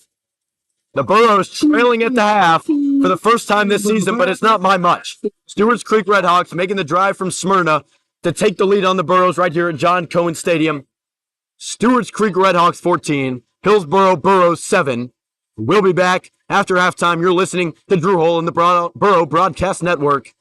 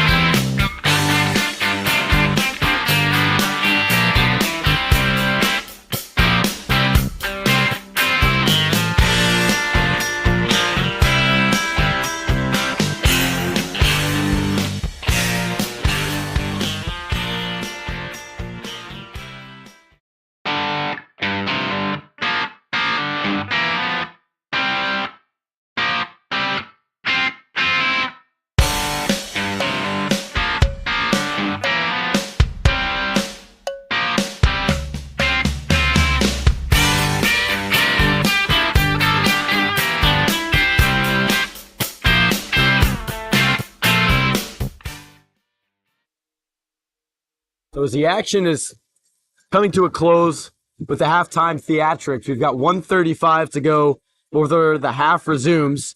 Stewarts Creek is back on the field in the right end zone to us here in the press box. With a minute and a half left on the clock, the Hillsboro Burros are going to trot back onto the field. So action is set to return here before too long. But if you're just now joining us at the half, the Stewarts Creek Redhawks have the lead 14-7 over the Hillsboro Burros. Both teams are 2-0 coming to this game. For Stewarts Creek, it was a 21-7 win over Tullahoma High School in week 1 and a 28-21 win over Blackman in week number 2. That being said, they're without their head coach, Ben Cottle. Unfortunately, was suspended for one game as he had some volunteer coaches helping him at practice without the school board approval.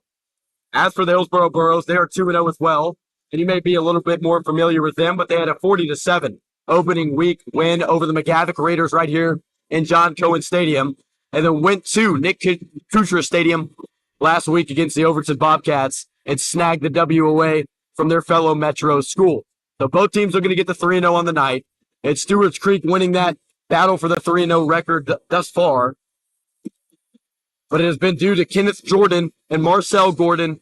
The two running backs on this football team have been absolutely dynamic. It was Marcel Gordon returning the opening kickoff for a touchdown.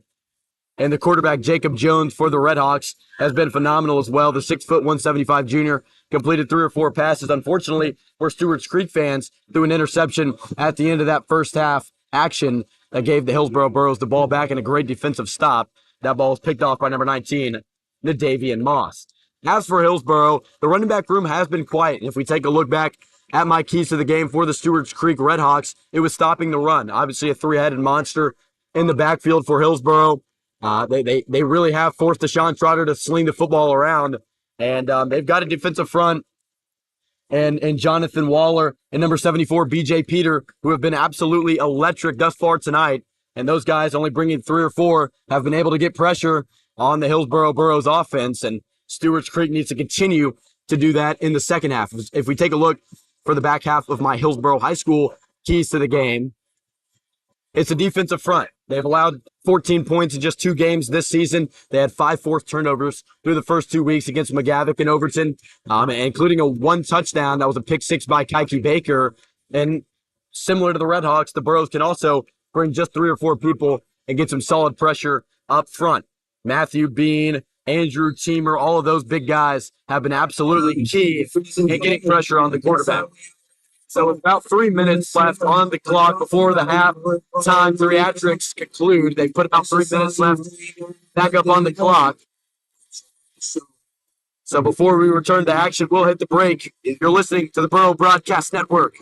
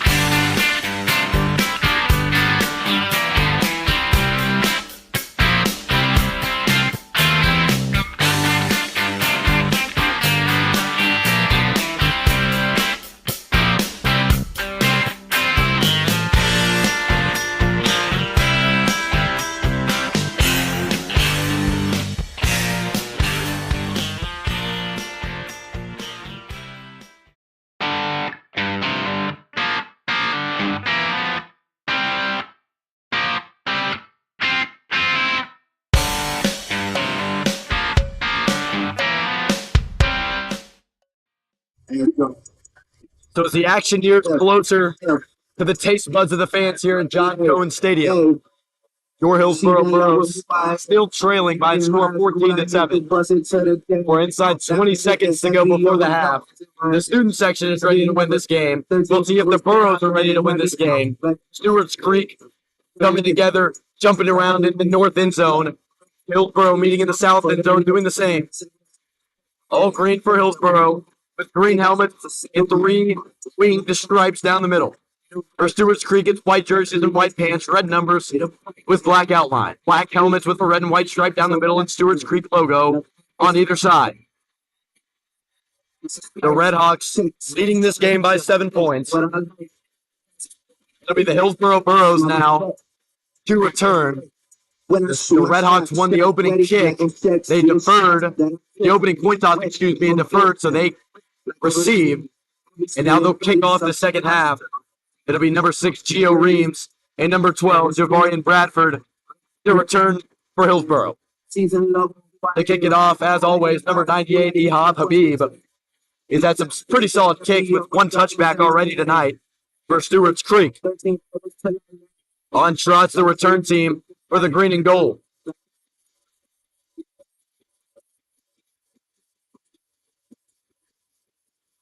Stewarts Creek is a 6A football team. They're in Region 5, 6A. Hillsboro, the complete opposite.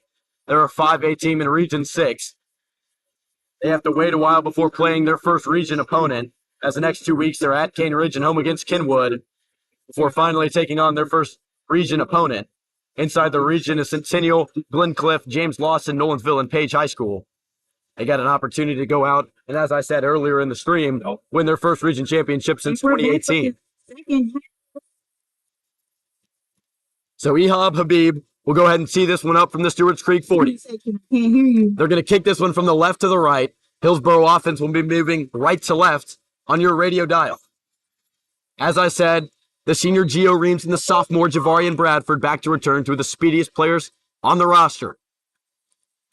Habib lifts his hands, trots up to the ball, and the kick is deep. It's going to be returned by Gio Reams. He catches that at his own 10. Up past the 15, up past the 20 almost, before he's wrapped up and dropped by number 19, Joshua Copeland. The senior cornerback on the kick team was able to make a play and wrap up Gio Reams just short of the 20, call it the 17-yard line. So the 17 is right where Hillsboro will start this one off. It's been a very dominant defensive front so far from Stewarts Creek. Number 50, Jonathan Waller, and number 74, B.J. Peter, have been up there wreaking havoc. Not to mention number 46, Bryson Hayes. He's had a couple good plays tonight. It'll be a pistol look for the first play, a miscommunication in the backfield, and he's going to be head-on tackled is Deshaun Trotter and dropped, but there's a flag on the play. It was number 9, Izulden. Deshaun Trotter was hit pretty hard. There's a man down for Stewarts Creek and flags flying from every which way. Couple Stewarts Creek players trying to plead their case at the Hillsboro 20. Interested to see what this flag is. There is a man down, unable to see his number here on the near sideline at around the 15 of Hillsboro. 3 or 4 trainers in on the case.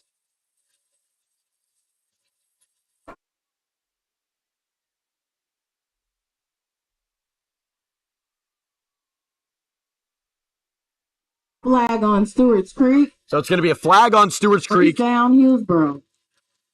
It was a targeting call against the Stewarts Creek Redhawks. Deshaun Trotter scrambled out to the near sideline. This would be the left sideline. He was hit pretty hard in the ear hole, and it was helmet-to-helmet contact, which is obviously illegal. It was an intended handoff from Marcel Burnett to Trotter's right. Marcel Burnett went to his left, and it was a complete mix-up. So now Hillsboro will take advantage of that 15-yard penalty. And finally, that Stewarts Creek Redhawk will be helped off the field. He'll be crossing the middle of the field. He's going to run off on his own power. And after that 15-yard penalty, Hillsboro is going to be put up at their own 33.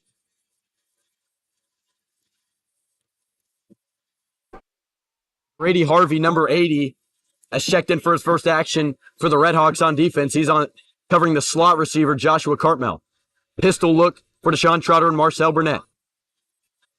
It's going to be a handoff. Burnett off the left tackle. Burnett makes a man miss, and Burnett's going to spin out of bounds untouched at the 45-yard line. Brady Harvey, the aforementioned cornerback, was trying to stop the 6'2", 230 running back from going anywhere. And you can take a guess how that went. Absolutely terribly for the Redhawks corner. A great run off the left tackle from Marcel Burnett on the 4-man front. And now Stewarts Creek looking to bring the blitz. 1st and 10. Pistol handoff off the left side once again. He's going to break Harvey once again. Here's a handoff. Another run. Marcel Burnett inside Stewarts Creek territory. They're going to mark him out at the 50. That looks like where he stepped out of bounds. And Kyle Hicks drove number 46, Bryson Hayes, all the way out of bounds on the Hillsboro sideline. Things are certainly getting chippy between the Redhawks and the Burros.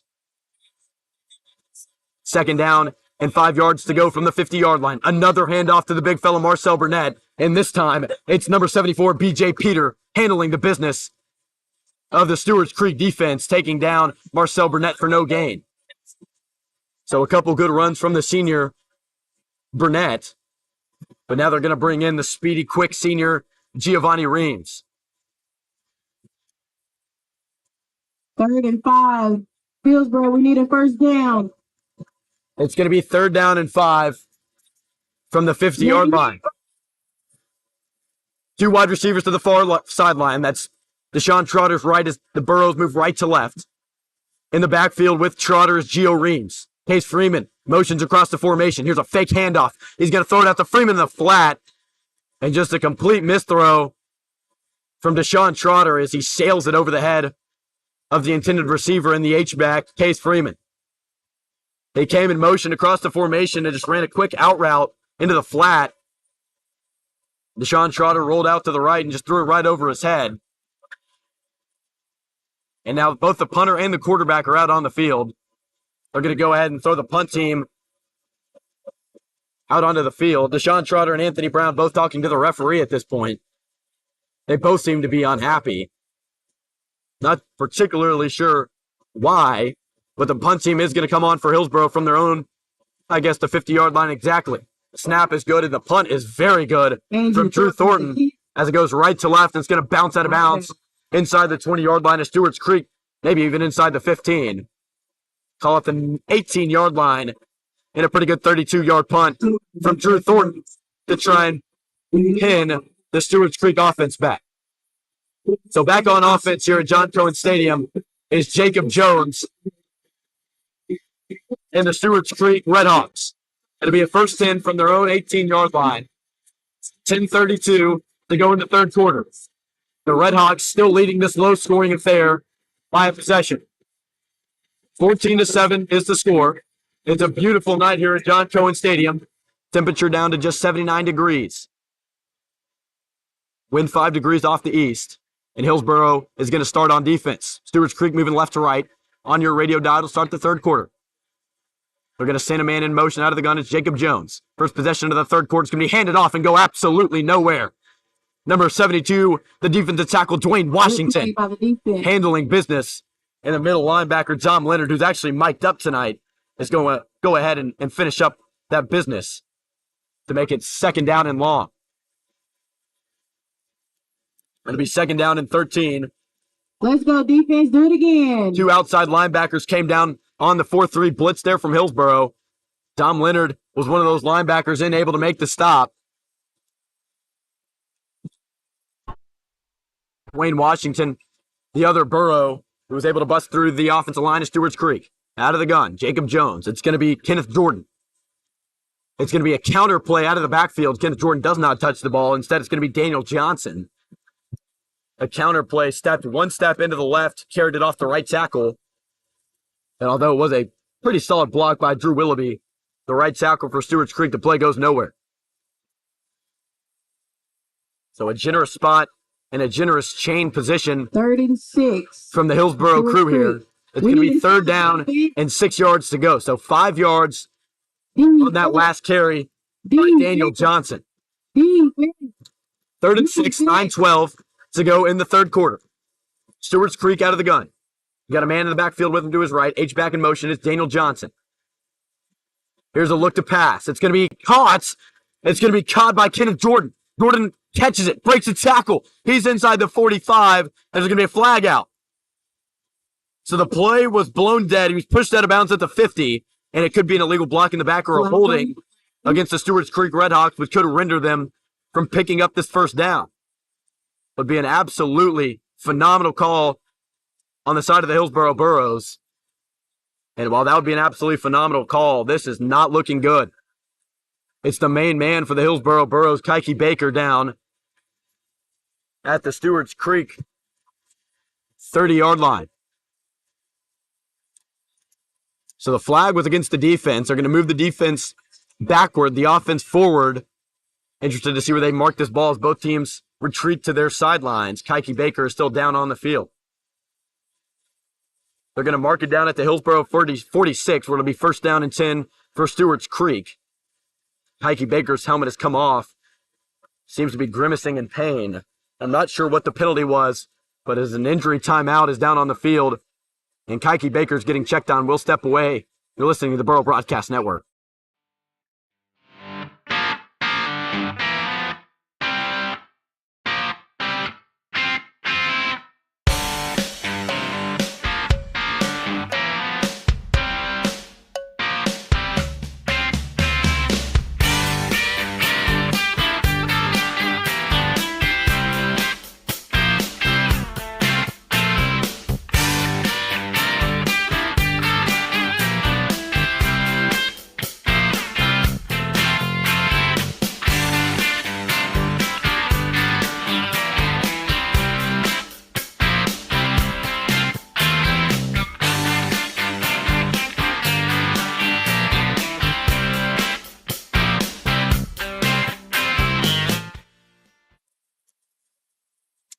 So Stewarts Creek and Hillsboro have both returned to the field.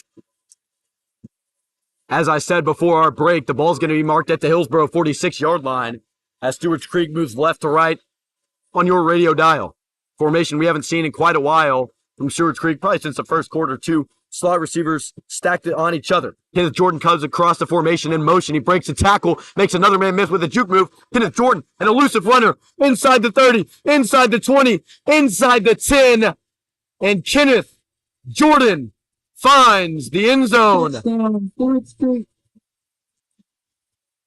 A jet sweep that went from the near sideline to the far sideline. That play started at the 41-yard line. It seemed to be wrapped up in the backfield. A broken tackle, couple juke moves, and a move to the middle of the field put Stewarts Creek on the board for the first time in the second half. So unfortunately for you Burrow fans, Stewarts Creek will take a 20-7 lead.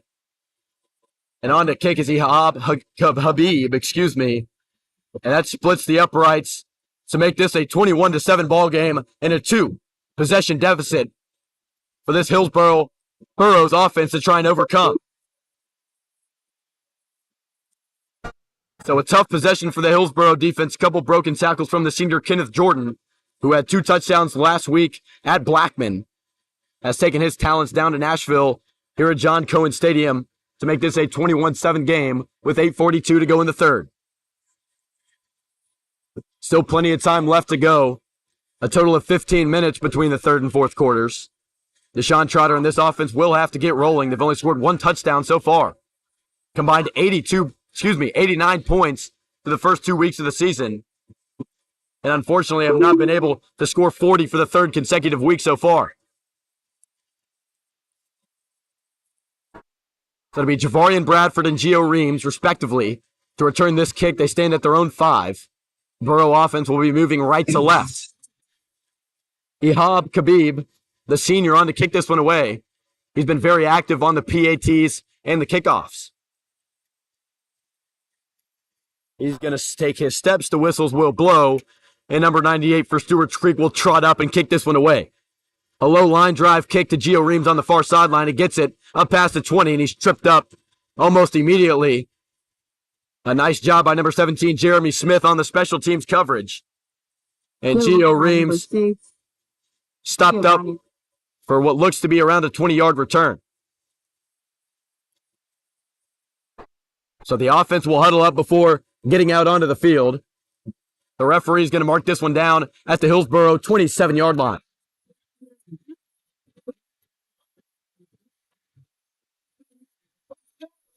.8:37 to go in the third quarter. Hillsboro Burros trail. The Stewarts Creek Redhawks lead by 14 points.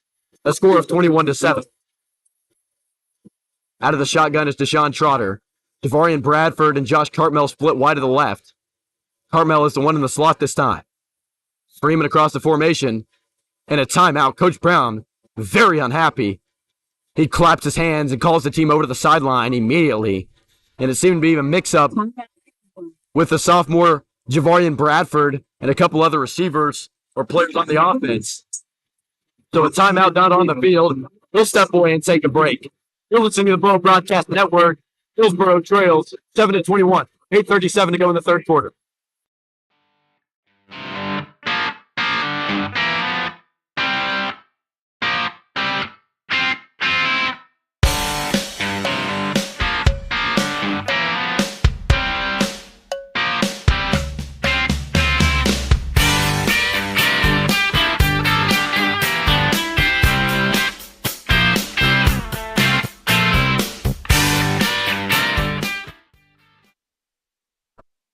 Both teams have returned to the field after that timeout called by Coach Anthony Brown. Just now joining us, Hillsboro takes over on offense from their own 25, a 1st and 10 as they move right to left. All green jerseys from them. And to start this drive off, they're going to hand it off to number 9, Eric Cleaves. That's going to be a pretty solid gain as he seemed to be wrapped up in the backfield, mustered out a couple more yards. They're going to mark this one around the 28, maybe the 29. And it'll be 2nd down and 8 yards to go. So a short run on play number 1 of the drive. Josh Cartmel, Javarian Bradford split out wide left. Stewarts Creek band very loud this afternoon as they make the trip down from Smyrna. We'll see if the Burros can overcome the loud noise. And this time Eric Cleaves gets wrapped up for an easy stop in the backfield. He tried to bounce it off the tackle, and the defense was not having it. It was number 15, Jarrell Watson, immediately in on the tackle. Number 23, Daniel Johnson, alongside number 7, Keelan Harris. 3 of those white jerseys in on the stop. So as I mentioned, just before we got started at half, 3 or 4 guys is enough to get pressure on this Hillsboro O-line. And we'll see if Deshaun Trotter can evade the pressure here in what seems to be a passing down. It'll be 3rd down and 12. They've got it from their own 25, maybe the 26, out of the gun. Trotter. He's going to drop back and pass. Men all over. He's going to drop this one off to Kyle Hicks, and the short screen pass just barely gets past the original line of scrimmage. He's wrapped up immediately by multiple Stewarts Creek Redhawks, and that play goes nowhere. Deshaun Trotter seems to be very distraught with that result, and on trots number 80, Drew Thornton, to punt this one away for the 4th time tonight. Very unfortunate offensive drive for Hillsboro there. Just couldn't get anything going. 2 early runs from Eric Cleaves. And what seemed to be a prayer of a screen pass to Kyle Hicks just did not work out.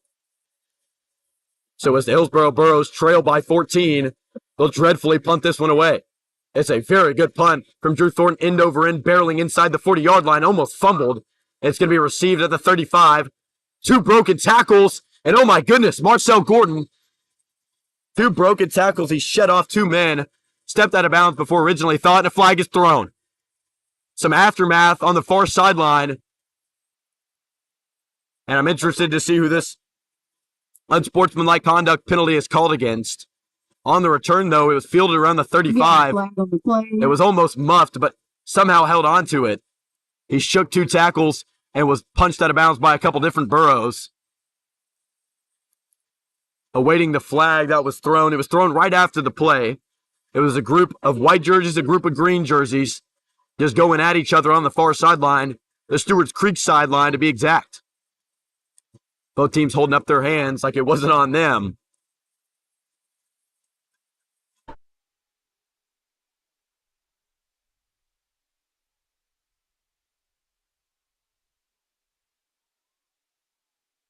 It's going to be a personal foul against Stewarts Creek is going to be the official ruling.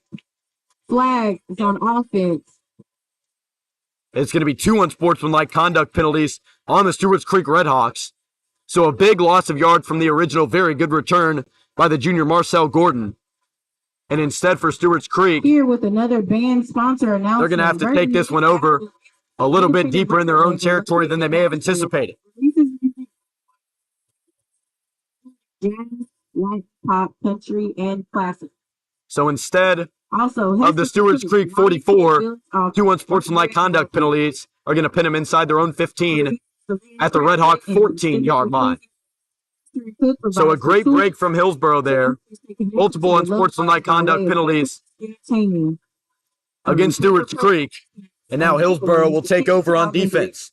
There's something for everyone. 21-7, 6:21 to go in the third quarter. The visiting Stewarts Creek Redhawks lead this game by 2 possessions. The first time we've seen this Hillsboro team trail all year long. It was 2 early blowouts to put the green and gold to a 2-0 record. Struggling a little bit more in week 3 at John Cohen Stadium against the 6A Stewarts Creek Falcons. And both teams are going to retreat to their sidelines. Looks like a little bit of a mix-up between the referees. And it's a timeout down on the field. So as things trying to get sorted out down on the field, we'll take a break. You're listening to the Burro Broadcast Network. It's the Stewarts Creek Redhawks 21, your Hillsboro Burros 7, with 6:21 to go in the third.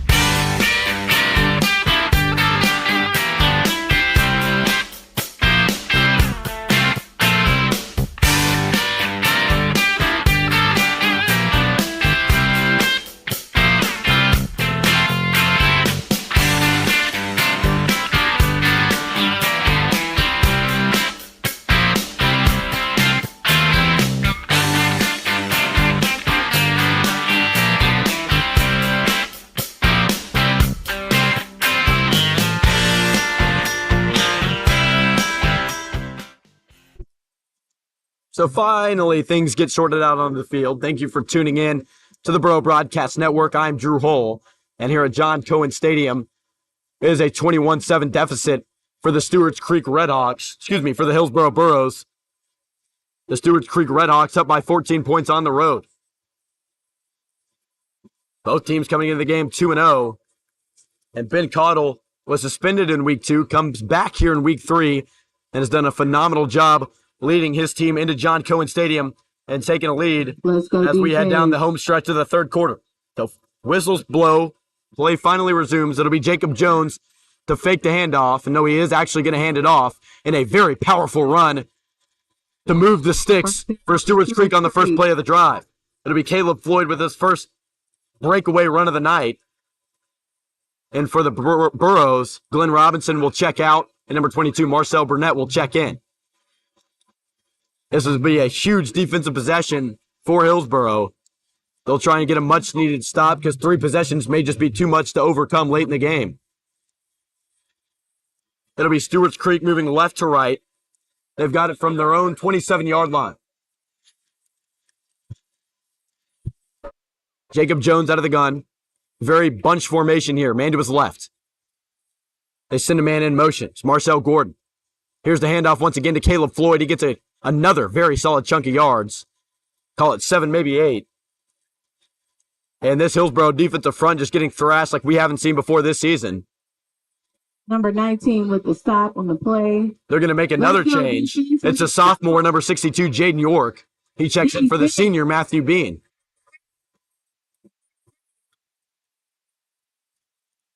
So 2nd down, 3 yards to go out of the gun. It's Jacob Jones. Once again, another handoff. Once again, it's Caleb Floyd. He's met by Brendan Bowie and Andrew Teamer, but it's too late. First down, Stewarts Creek at their own 44-yard line. Helmet fell off of the offensive lineman, Elijah Roberts, the sophomore guard. And now on trots his replacement, Owen Taylor. So the Burros looking to get a stand on defense. Ball's marked at the Stewarts Creek 45. They move left to right. black helmets for the Redhawks tonight, white jerseys, white pants on the road. Home green jerseys, green pants, green helmets for Hillsboro. Burros trail by 14 here at home. Kenneth Jordan in motion. Handoff is to Caleb Floyd, though, and he gets up to the 50-yard line. Good stop by the Burros. A gain of about 5 yards for Stewarts Creek, and another very solid run play for the Redhawks. So 3 straight runs, 3 straight very good gains, by about 15 or 20 yards, just strictly off the run plays. And it's been number 1, Caleb Floyd, only 5'10", 190, but he's found his way through the offensive line here tonight. He's got about 7 carries this afternoon. 2nd and 5. We need to stop. So it'll be 2nd and 5 for Stewarts Creek. 4:08 to go in the third quarter. Redhawks 21. Redhawks 21. Burros 7. Here's a handoff on the jet sweep to Kenneth Gordon. He breaks off a tackle, and he gets a first down. Oh, my goodness. A very, very elusive run by Kenneth Jordan. He seemed to be wrapped up back inside Stewarts Creek territory about the 48. Instead, gets it up inside Hillsboro territory at the 44. And multiple missed tackles, just not doing the job right now for Hillsboro. Number 75, Caleb Bell Miles, who also gets reps on offense at left guard, just unable to bring him down.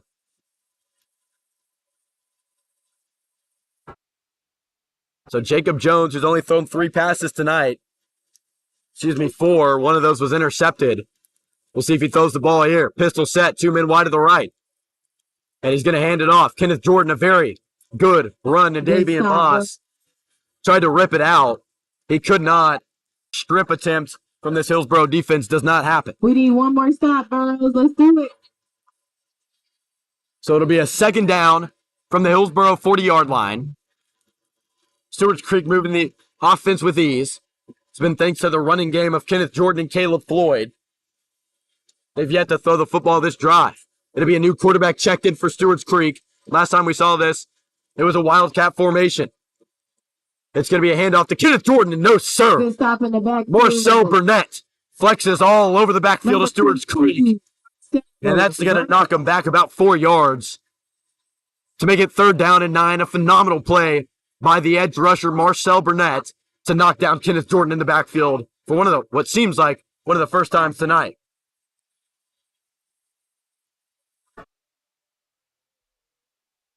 Checking in on offense once again is Matthew Bean, number 55. He checks in for number 62, Jaden York. They've subbed in and out a couple times this drive. 2 men wide to the right, 1 man on the far sideline. Out of the gun is Jacob Jones, man to his left. Jones, he's going to throw this time. It's picked off. It's intercepted. It's on the far sideline. It's picked off. He's got it inside the 50. He's got it inside the 45. And he's brought down around the 43. An interception. This time it's number 10, Sorrell Burton, wearing the red gloves. You can see it from a mile away, and he intercepts it. A huge interception on a miscommunicated curl route by the Stewarts Creek offense. And you love to see it if you're a Burro fan. They take back over on offense. It was Sorrell Burton jumping the telegraph curl route to the far sideline. The intended receiver is Morgan Vanderbilt. And in only 5 pass attempts, the quarterback Jacob Jones has been picked off twice. A great defensive presence in the secondary so far for Hillsboro. So Matthew Bean's going to run onto the field late. Just played multiple reps at defensive tackle. He's going to run in at right guard. Pistol look. Hand off. It's Matthew Bean. He hands it off to Eric Cleves and a nasty shoulder to move the chain for Hillsboro. Nice job from Eric Cleves lowering that shoulder on number 23, Daniel Johnson. And the sophomore linebacker stood no chance. So it'll be 1st down and 10 yards to go from the Stewarts Creek 32. Green jerseys, green pants, moving right to left on your dial. Another pistol look, 2 men wide. A tight end on the left. It's Keith Freeman, the H-back to the right. Here's a handoff. It's Eric Cleves. He slips trying to misdirection the play. Eric Cleves going to bounce it out to the right side and somehow chefs up 1 yard on that bottled up run play. Solid defense from the Redhawks and a solid run from the senior back, Eric Cleves. 21 seniors on this Hillsboro High School offense and defense. 21 seniors in total. And if you're watching, you can take a look here. All three of those running backs are seniors. You can see him there. Number 6, Giovanni Reeves. Number 22, Marcel Burnett. And number 9, Eric Cleve. We've seen all three of those guys tonight. And all three of them have been pretty solid. All three of them have ran in a touchdown this season. And the pistol look this time is going to be handed off to Reeves. He's going to run into the teeth of the defense. And he is still pushing. He keeps those legs churning for a solid gain inside the 30. Call it the 28, maybe the 29. So it'll be third down in a manageable yardage. Looks like it's going to be about 5 yards, and Reeves is down on the field. But he's going to be all good. He was holding that left leg, but he hops up. Let's go. And the 5'11", 180-pound running back, Eric Cleves, checks in for him. Coach Anthony Brown checking out and making sure he's okay on the near sideline. Seems to be all good. Should return to the game pretty soon. So a lot of pistols so far this drive. Every play has been out of the pistol formation. A lot of run plays. This time, it's going to be 3rd and 6. Closing in on 10 seconds to go in the third quarter. Freeman in motion. Trotter out of the pistol. He's going to hand it off again. It's going to be Eric Cleves again. And Eric Cleves is going to be powering forward. And depending on the spot, he may have moved the chains for Hillsboro. That is definitely going to do it for the third quarter here at John Cohen Stadium.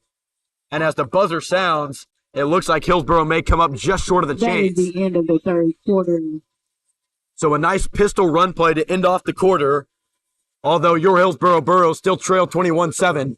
And it's going to take a very, very solid comeback out of the Burros to try and mount the comeback en route to a victory here at home. So they're still working on the spot of this football as they do so as we get ready for the fourth quarter. Hold up your fours. We're heading into the fourth quarter. Burros down by 14. You're listening to the Burrow Broadcast Network.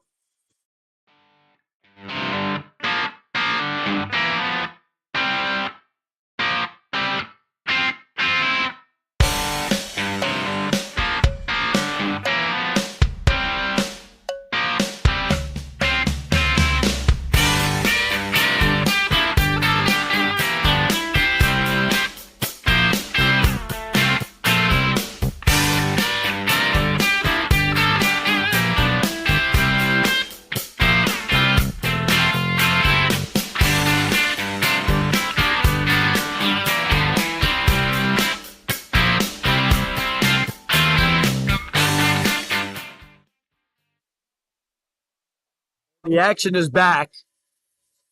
The ball is going to be marked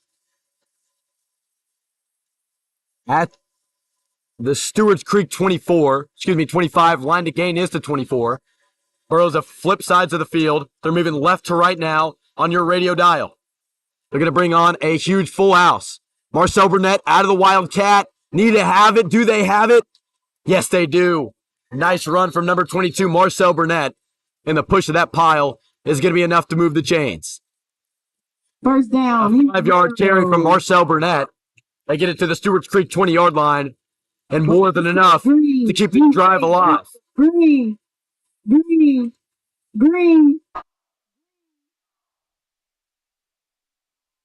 Ball was spotted at the Stewarts Creek 21-yard line. Trotter will get the play and run back out. Deshaun Trotter has been all right passing the ball. One of the keys to the game was his dynamic ability throwing the football. He does have an interception, but has thrown a couple good passes, especially finding his connection with Josh Cartmel on the swing passes. This time, Josh Cartmel will be lined up wide to the right. Trotter's going to be in a shotgun look with a man to his left. It's going to be Burnett. And it's going to be Marcel Burnett carrying it forward to around the 15-yard line. That'll definitely shorten the second down 15 yard.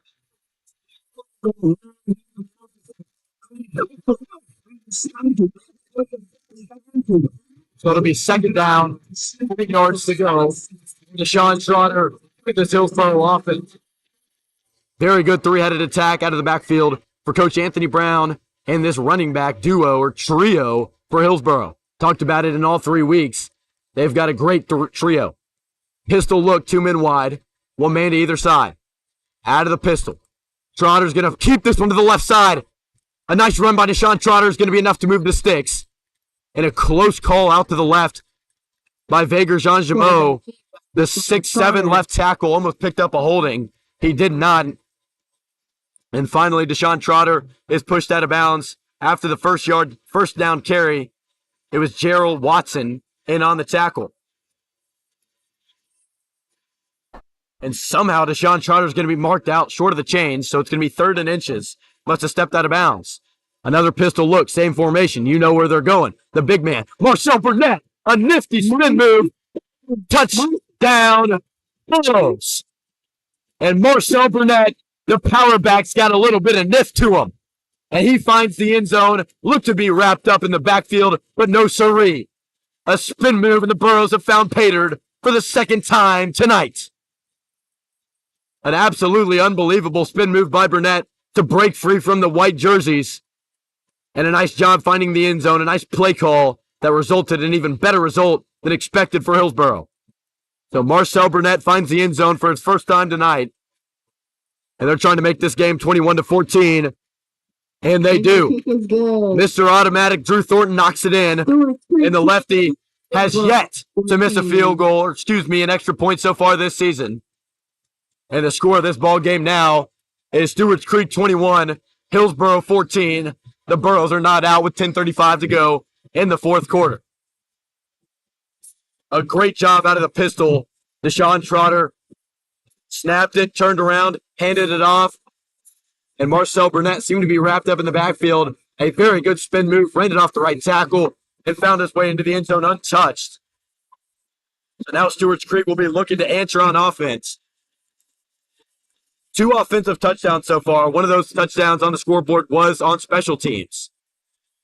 So now the place kicker, fellow senior Ben Ruiz, will come back onto the field. Both kickers for Hillsboro have a soccer background. Ben Ruiz, we've seen a lot of squib kicks out of him tonight. See if we see the same. 2 men back to return. It's number 14, Morgan Vanderbilt, and this nifty and dangerous return man, number 5, Marcel Gordon. This is going to be kicked right at Marcel Gordon for the Burros. Gordon's going to be wrapped up. He's going to break a tackle from Eric Thomas, and Eric Thomas gets another hold of him. They're going to get it up to the Hillsboro 36-yard line, and a man is down on the field. It's number 17, Andrew Teamer, who seems to be grasping that left leg in pain. And the 3rd or 4th injury tonight. Still is early in the season. Players continue to get in shape. And hopefully this isn't too bad because Andrew Teamer is a key part of this squad. So a couple different trainers out on the field. The head coach, Anthony Brown, trotting out to check on his star defensive player. And with an injury timeout, we'll take a break. You're listening to the Burrow Broadcast Network. Hillsboro within 7.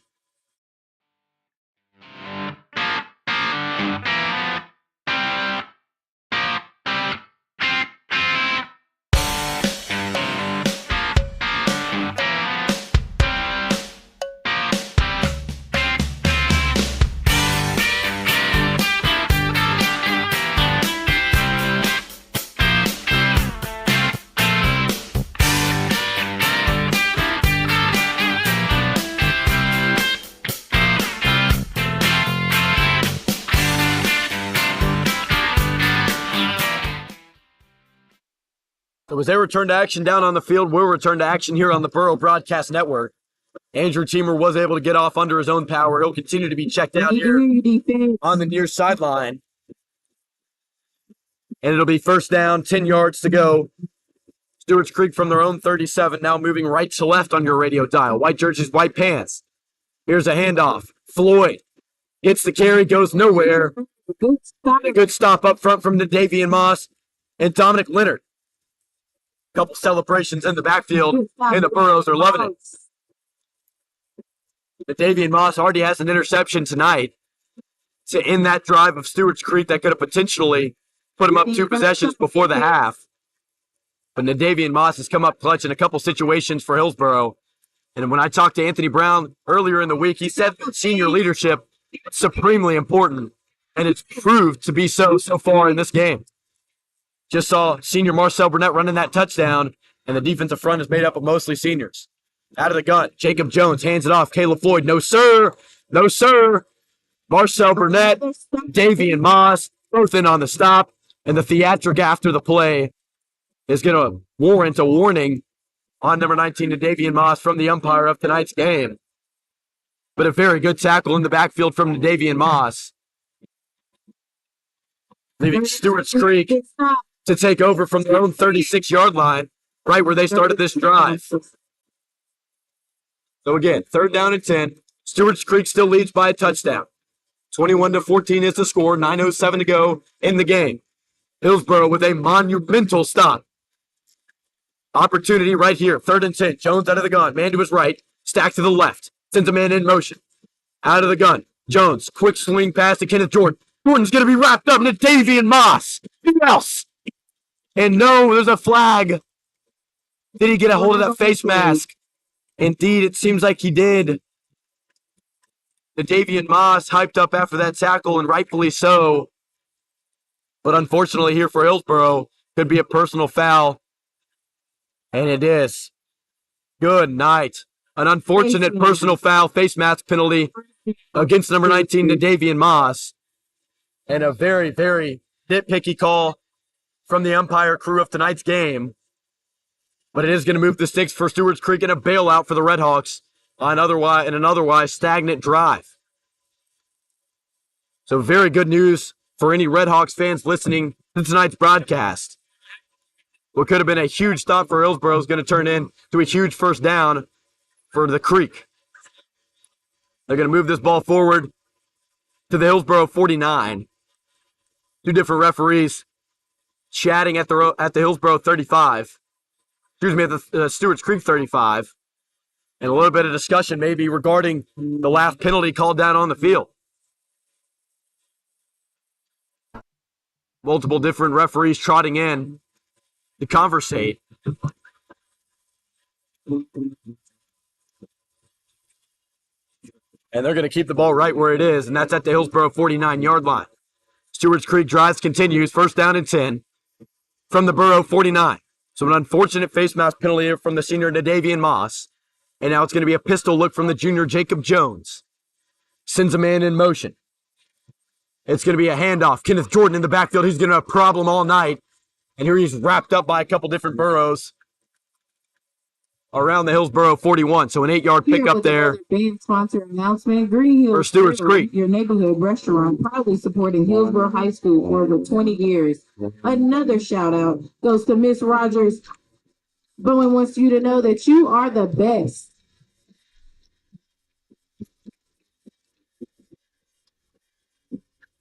Second down and short from Stewarts Creek. Game rolls on. 2nd down and about 1.5 yards. They'll call it 2 on the field. Out of the gun is Jacob Jones. Man to his left has been Kenneth Jordan all night long. He's been the man. He gets a carry here, slips up in the backfield, and yes, sir.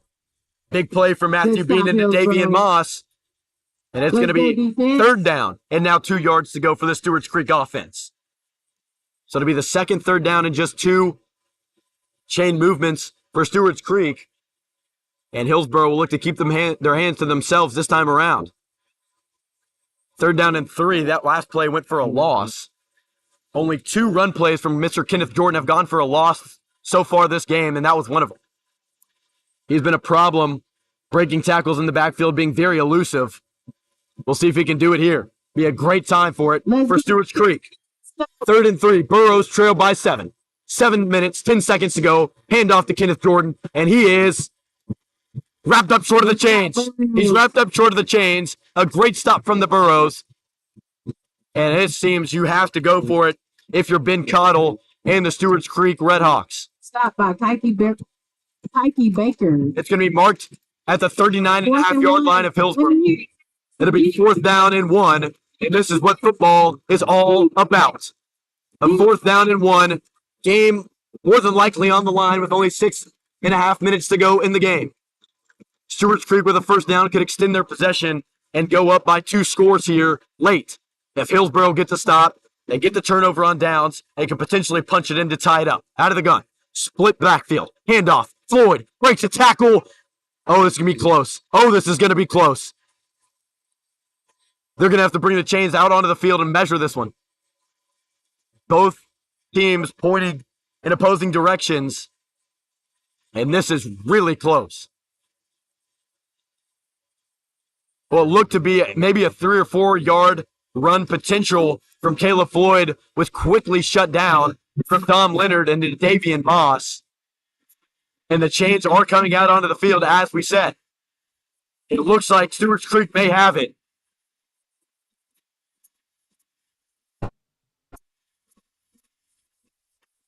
And by inches, and I mean inches, it's going to be a first down. It's going to be a first down for Stewarts Creek. And that play could not get any closer. The change crew had to come on the field. And when I say centimeters away from a turnover on downs there for the Burros, it was centimeters. So an unfortunate call there for Hillsboro, but the drive is not over. Definitely out of field goal range for Ehab Habib of Stewarts Creek. Ball's going to be marked at the Hillsboro 39. Clock was stopped with 6:17 to go. Out of the gun, Caleb Jones, handoff. Kenneth Jordan, nope. Good stop. Tackled in the backfield by number 22, Marcel Burnett, is 4th of the night. And the senior linebacker with a phenomenal stop. Number 19, Davian Moss's helmet was removed during the last play. So Case Freeman will trot on to to replace him.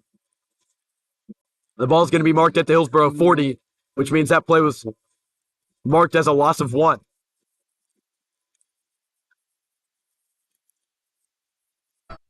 2 hour, 9-minute game time so far.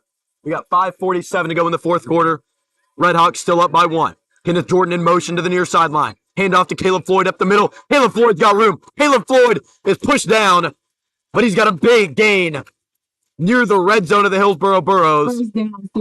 The shove or the tackle accredited to Brendan Bowie, the 5'10 DB, and he was lucky to bring him down there. He caught Kenneth Jordan off balance. It'll be first down and 10. Quick run to the line from the Stewarts Creek offense to try and keep number 19, the Davian Moss on the sideline, as his helmet came off 2 plays ago. Play clock bleeds down to about 10 seconds. Game clock is at 5:05. Out of the gun. Jacob Jones hands it off to Caleb Floyd. Great offensive push. Caleb Floyd moves the chains and more to about the 5-yard line. And at this point in the game, Hillsboro may need a turnover Still Hillsboro defense to try and keep this game within 1 possession. They are certainly in Ehab Habib's field goal range, as it's going to be first down and goal from the Burro 5. Marcel Burnett comes sprinting off the field. It was number 17, Andrew Teamer, who checks in for him. Jacob Jones out of the gun, Caleb Floyd to his right. 2 wide receivers stacked on the left. Here's a handoff to Caleb Floyd. Doesn't quite have it. He is marked very, very close to the goal line, though. Probably just a yard or 2 short, which will bring up second and goal. Number 68, Tyshawn Ross, and number 62, Jaden York come on the field. The Davian Moss trots back on as well to try and hold this Stewarts Creek offense to just 3. And unfortunately for Burro fans, another injury down on the field. This time, it's Case Freeman. Battled injuries all last year, sat out for the scrimmage in the exhibition match against Stratford. He came back week 1. He's been a problem so far, and he seems to be getting up, may have caught a cramp. But a player battling injuries over the offseason, never like to see him down in game. He is trotting off, does seem to be grimacing in pain.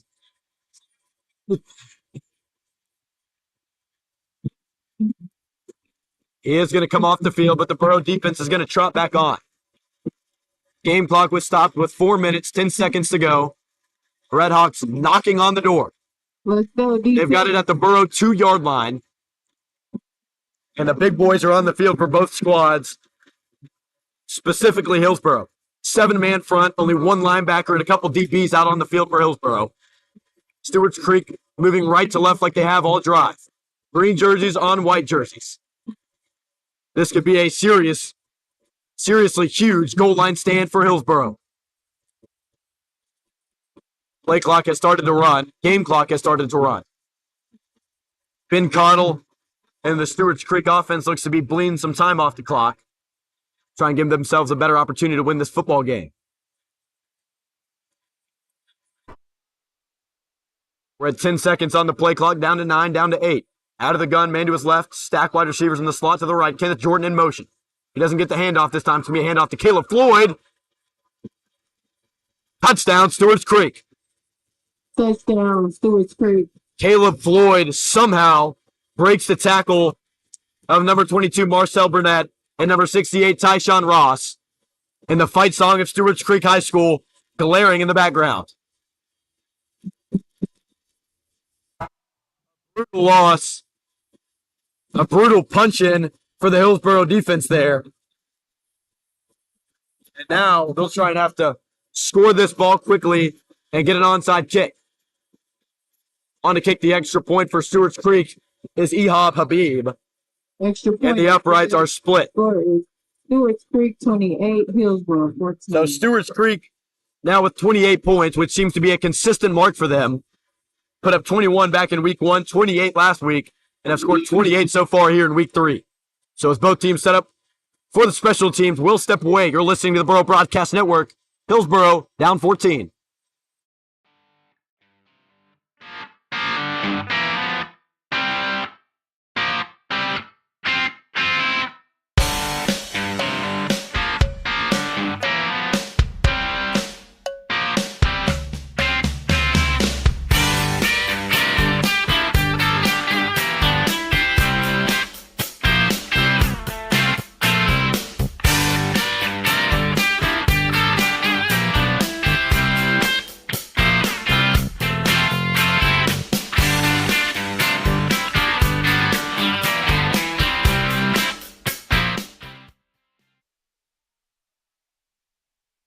So as play is set to resume here at John Cohen Stadium, it has significantly cooled down.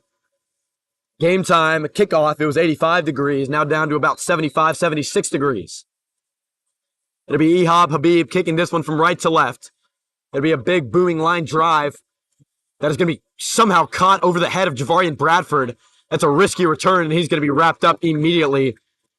Number 17, Jeremy Smith, takes down Javarian Bradford on that risky return. And not super favorable field possession for Hillsboro as they try and go down and cut this lead to just one possession. Stewarts Creek can smell the 3-0 record as they lead by 7 here in Nashville.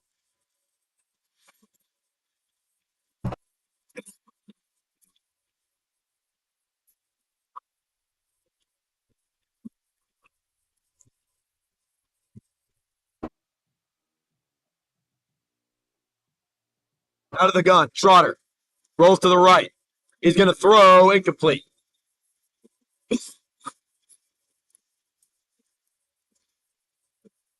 Incomplete pass. Intended for Josh Cartmell.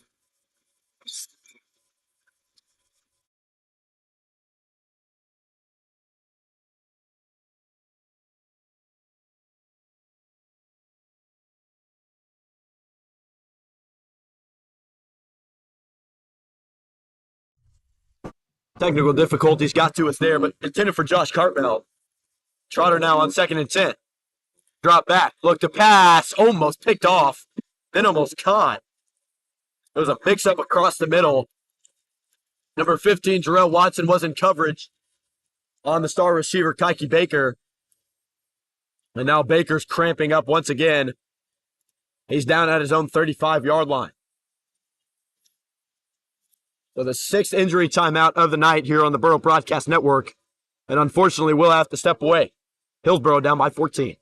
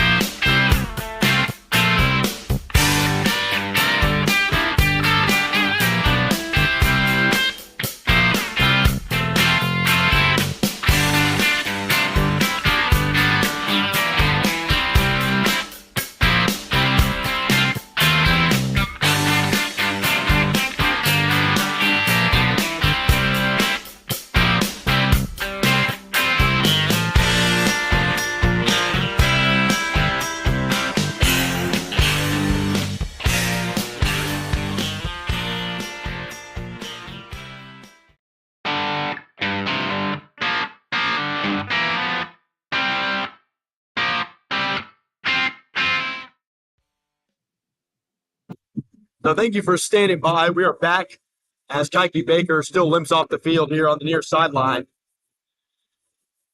It has been a long game. Game time so far of 2 hours and 18 minutes.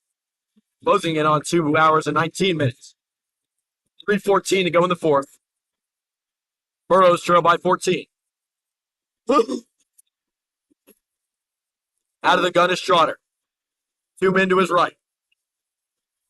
Out of the gun, Trotter looks to throw. Trotter going deep to the near sideline. He's got it.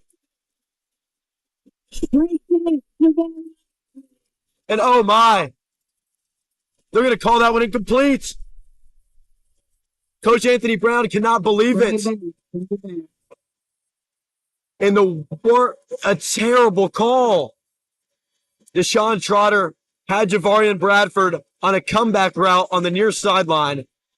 It was a dime dropped to the 45-yard line, and the referees are going to take that one away from him. A brutal call. Javarian Bradford, a phenomenal diving effort, and somehow they call that one hit the ground. So now it'll be 4th down, 10 yards to go. They'll have to get this to keep this game alive.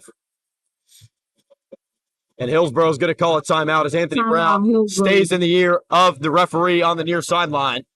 Just cannot believe it. And Hillsboro trails by 14.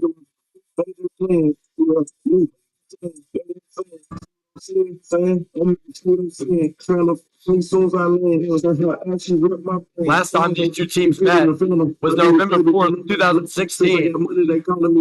Hillsboro got the better of the Stewarts Creek Redhawks. It was 41-7. That November 9, 2016. Unfortunately, tonight, have not had the same success. They trail by 14 with about 3 minutes to go. And that comeback route, the Javarian Bradford could have flipped the game upside down. And a horrible call by the referee on the near sideline, calling it incomplete. Everyone on the field, Coach Brown, myself, and the fans, were left in disbelief. So instead of a 1st down and 10 from the Stewarts Creek 45, it'll be a 4th down and 10 from their own 20. Out of the gun is Trotter, trying to salvage the last chances of a victory they have here at John Cohen Stadium. Deshaun Trotter sends a man in motion. It's Hicks. Lines up as the H-back. Trotter back to throw. Game on the line. Throws it over the DB. Picked off. It's intercepted. And that is most likely the ball game, folks. Interception by number 6 on Stewarts. He was looking for Javarian Bradford over the seam. Up the seam, over the DB, I should say. Javarian Bradford unhappy. Deshaun Trotter unhappy. And Hillsboro Burrow fans unhappy as their team seems to come up empty-handed tonight. On the field or the track at the conclusion of the game. 3 minutes even to go. Stewarts Creek leads by 14. Game is all but over at this point, barring a huge turnover by Hillsboro. I'd anticipate Stewarts Creek's going to keep the football on the ground. And Jacob Jones lines up in the pistol set. He's going to take this one. It's Kenneth Jordan lined up in the backfield with him, and he gashes through the Hillsboro defense before getting stood up. No, he's going to break the tackle, and he's still running.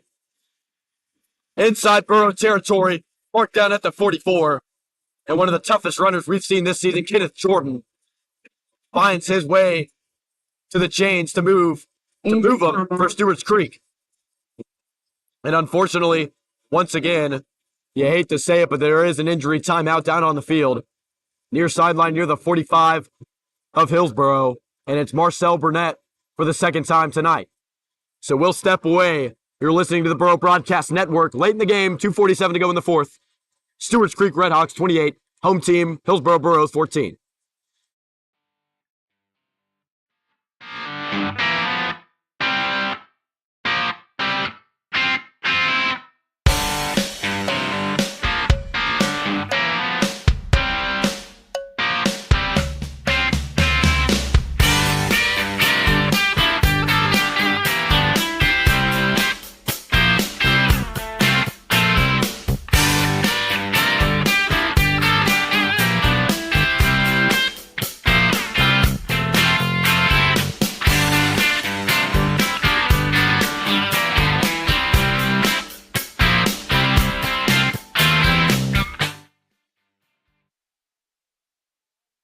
Fortunately, Marcel Burnett was able to kind of hop off on his own power. He's sitting up on the table with the two trainers on the Hillsboro sideline. 2:28 and ticking to go in this game. Around 15 seconds left to go on the play clock. And I'm assuming these Stewarts Creek players and the head coach, Ben Cottle, is going to use up all of that. In motion is number 80, Grady Harvey. This one's going to be handed off to Kenneth Jordan, who's wrapped up in the backfield, cannot be taken down.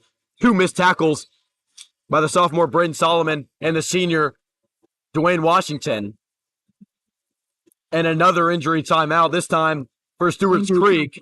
It's going to be an offensive lineman who dropped down for Stewarts Creek right after that run. And unfortunately, we don't have a tally of broken tackles tonight for Kenneth Jordan. I guess fortunately for Burrow fans, they probably don't want to hear that, but Kenneth Jordan has been absolutely dynamic on the ground tonight, breaking tackles, elusive in space. And the game all started with an opening kickoff return from Marcel Gordon on a squib kick from Ben Ruiz. And unfortunately, it looks like the Burros may be susceptible to drop their first game of the season. It would only put them at 2-1, and heading into Cane Ridge next week. They were a very good team last year, taking a step back here in 2023. And so Hillsboro will look to storm into Antioch and beat their MNPS rival. But as for now, they are trailing by 2 scores. The injury timeout has concluded and play will resume here shortly. It'll be a first down, 10 yards to go from the Hillsboro 43. 2:03 to go in the game. Out of the gun. Jacob Jones motions a man in the backfield with him. It's Caleb Floyd. Trying to draw this Hillsboro defense off side. Doesn't work. Out of the gun. Once again. This time he hands it off. It's Caleb Floyd. And I thought it was a ball, but it was a shoe flying in the air. And he's going to be brought down for a loss on the carry. As I said, was number 1, Caleb Floyd. So a timeout by Coach Anthony Brown in Hillsboro to try and stop this clock. It is stopped at 1 minute and 39 seconds left to go. A turnover would be huge from Hillsboro here. Try and get some solid field position and punch this football in late in the game. Game is not completely over. A turnover and then a score from Hillsboro will put it to 28-21, and then an onside kick from the Burros would have to be recovered for any of this to happen. And it is a third down for the Redhawks of Stewarts Creek as it stands. The ball will be marked back at the Stewarts Creek 47-yard line. Line to gain is at the Stewarts Creek 35. And we'll see if a pass play comes out of the playbook for Stewarts Creek and Jacob Jones. Thrown the ball 5 times tonight. He's thrown 2 interceptions. Looks pretty good early. Has hit the decline so far. But the Redhawks haven't seemed to suffer too much from it. So a clear passing down. Stewarts Creek may go for it as well if they're not able to get it. Maybe 4 down territory as it stands at the Burrow 47. They move right to left out of the gun. He's got 2 men joining him in the backfield. And it's a pistol formation. He's going to send Daniel Johnson out. And wrapped up in the backfield pretty easily is Caleb Floyd. There was number 2, Dom Leonard, coming down from his linebacker spot to wrap him up. And now it should be interesting to see what Stewarts Creek's going to do. They're going to go ahead and just run this play clock all the way down. No timeouts for Hillsboro. 1:15 to go in the fourth quarter. Clock continues to bleed. 15 seconds on the play clock. It's 4th down, 11 yards to go. They've got it at the Hillsboro 45-yard line. Line to gain is at the 35. Daniel Johnson in motion. Hard count doesn't go. And now the clock will stop with a delay of game penalty against number 2 on the offense. Seems intentional from the head coach, Ben Cottle. Delay of game. So they'll be backed up to the 50-yard line exactly. Interested to see if they keep that offense out there or if they just punt this one deep and try and pin Hillsboro. Their punter, TJ Feeney, is only 2 punts on the day. He's been pretty good. As another reminder, Wouldn't be surprised to see him trot out there. Nor should they enter the track at the conclusion of the game. But for the Stewarts Creek Redhawks, they're going to keep their man, Jacob Jones, out there on the field, split backfield, and 2 receivers on either side of him. Out of the gun, he's going to punt it. Out of the shotgun formation, it's going to be touched by Morgan Vanderbilt. So a quarterback punt there from Stewarts Creek, something that's somewhat common in the high school game. And now with just under 50 seconds, call it 49.6, Hillsboro will try and put together a very quick drive, recover the onside kick, and score once again as they trail by 2 possessions late in the game.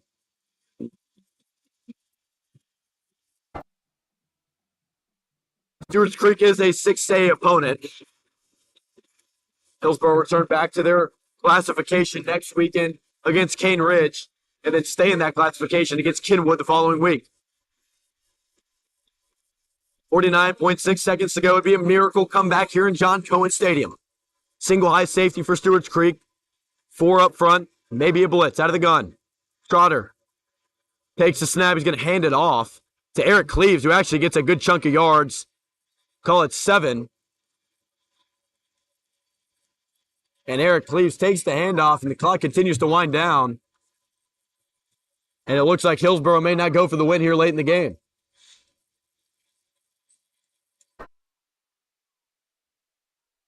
So the safety slash punter, TJ Phoenix, that we mentioned earlier, has checked in at safety. And with 20 seconds left in the game, Hillsboro trailing by 2 possessions. John Cohen Stadium has gone dead, and the Stewarts Creek Redhawks look to be the victor of today's game. Eric Cleaves takes that carry for 1, maybe 2 yards. And Stewarts Creek is going to win this ball game. The ball game. So the Stewarts Creek Redhawks march down to Nashville, Tennessee, make the 45-minute drive from Smyrna, and start their season off 3-0. A win against Oklahoma, a win against Blackman, and a win against Hillsboro to start off the season for Stewarts Creek. They will return home against Rutherford County rival Rockvale and stay home as for the following weeks they host Cane Ridge and Antioch, looking to start this season hot at 6-0.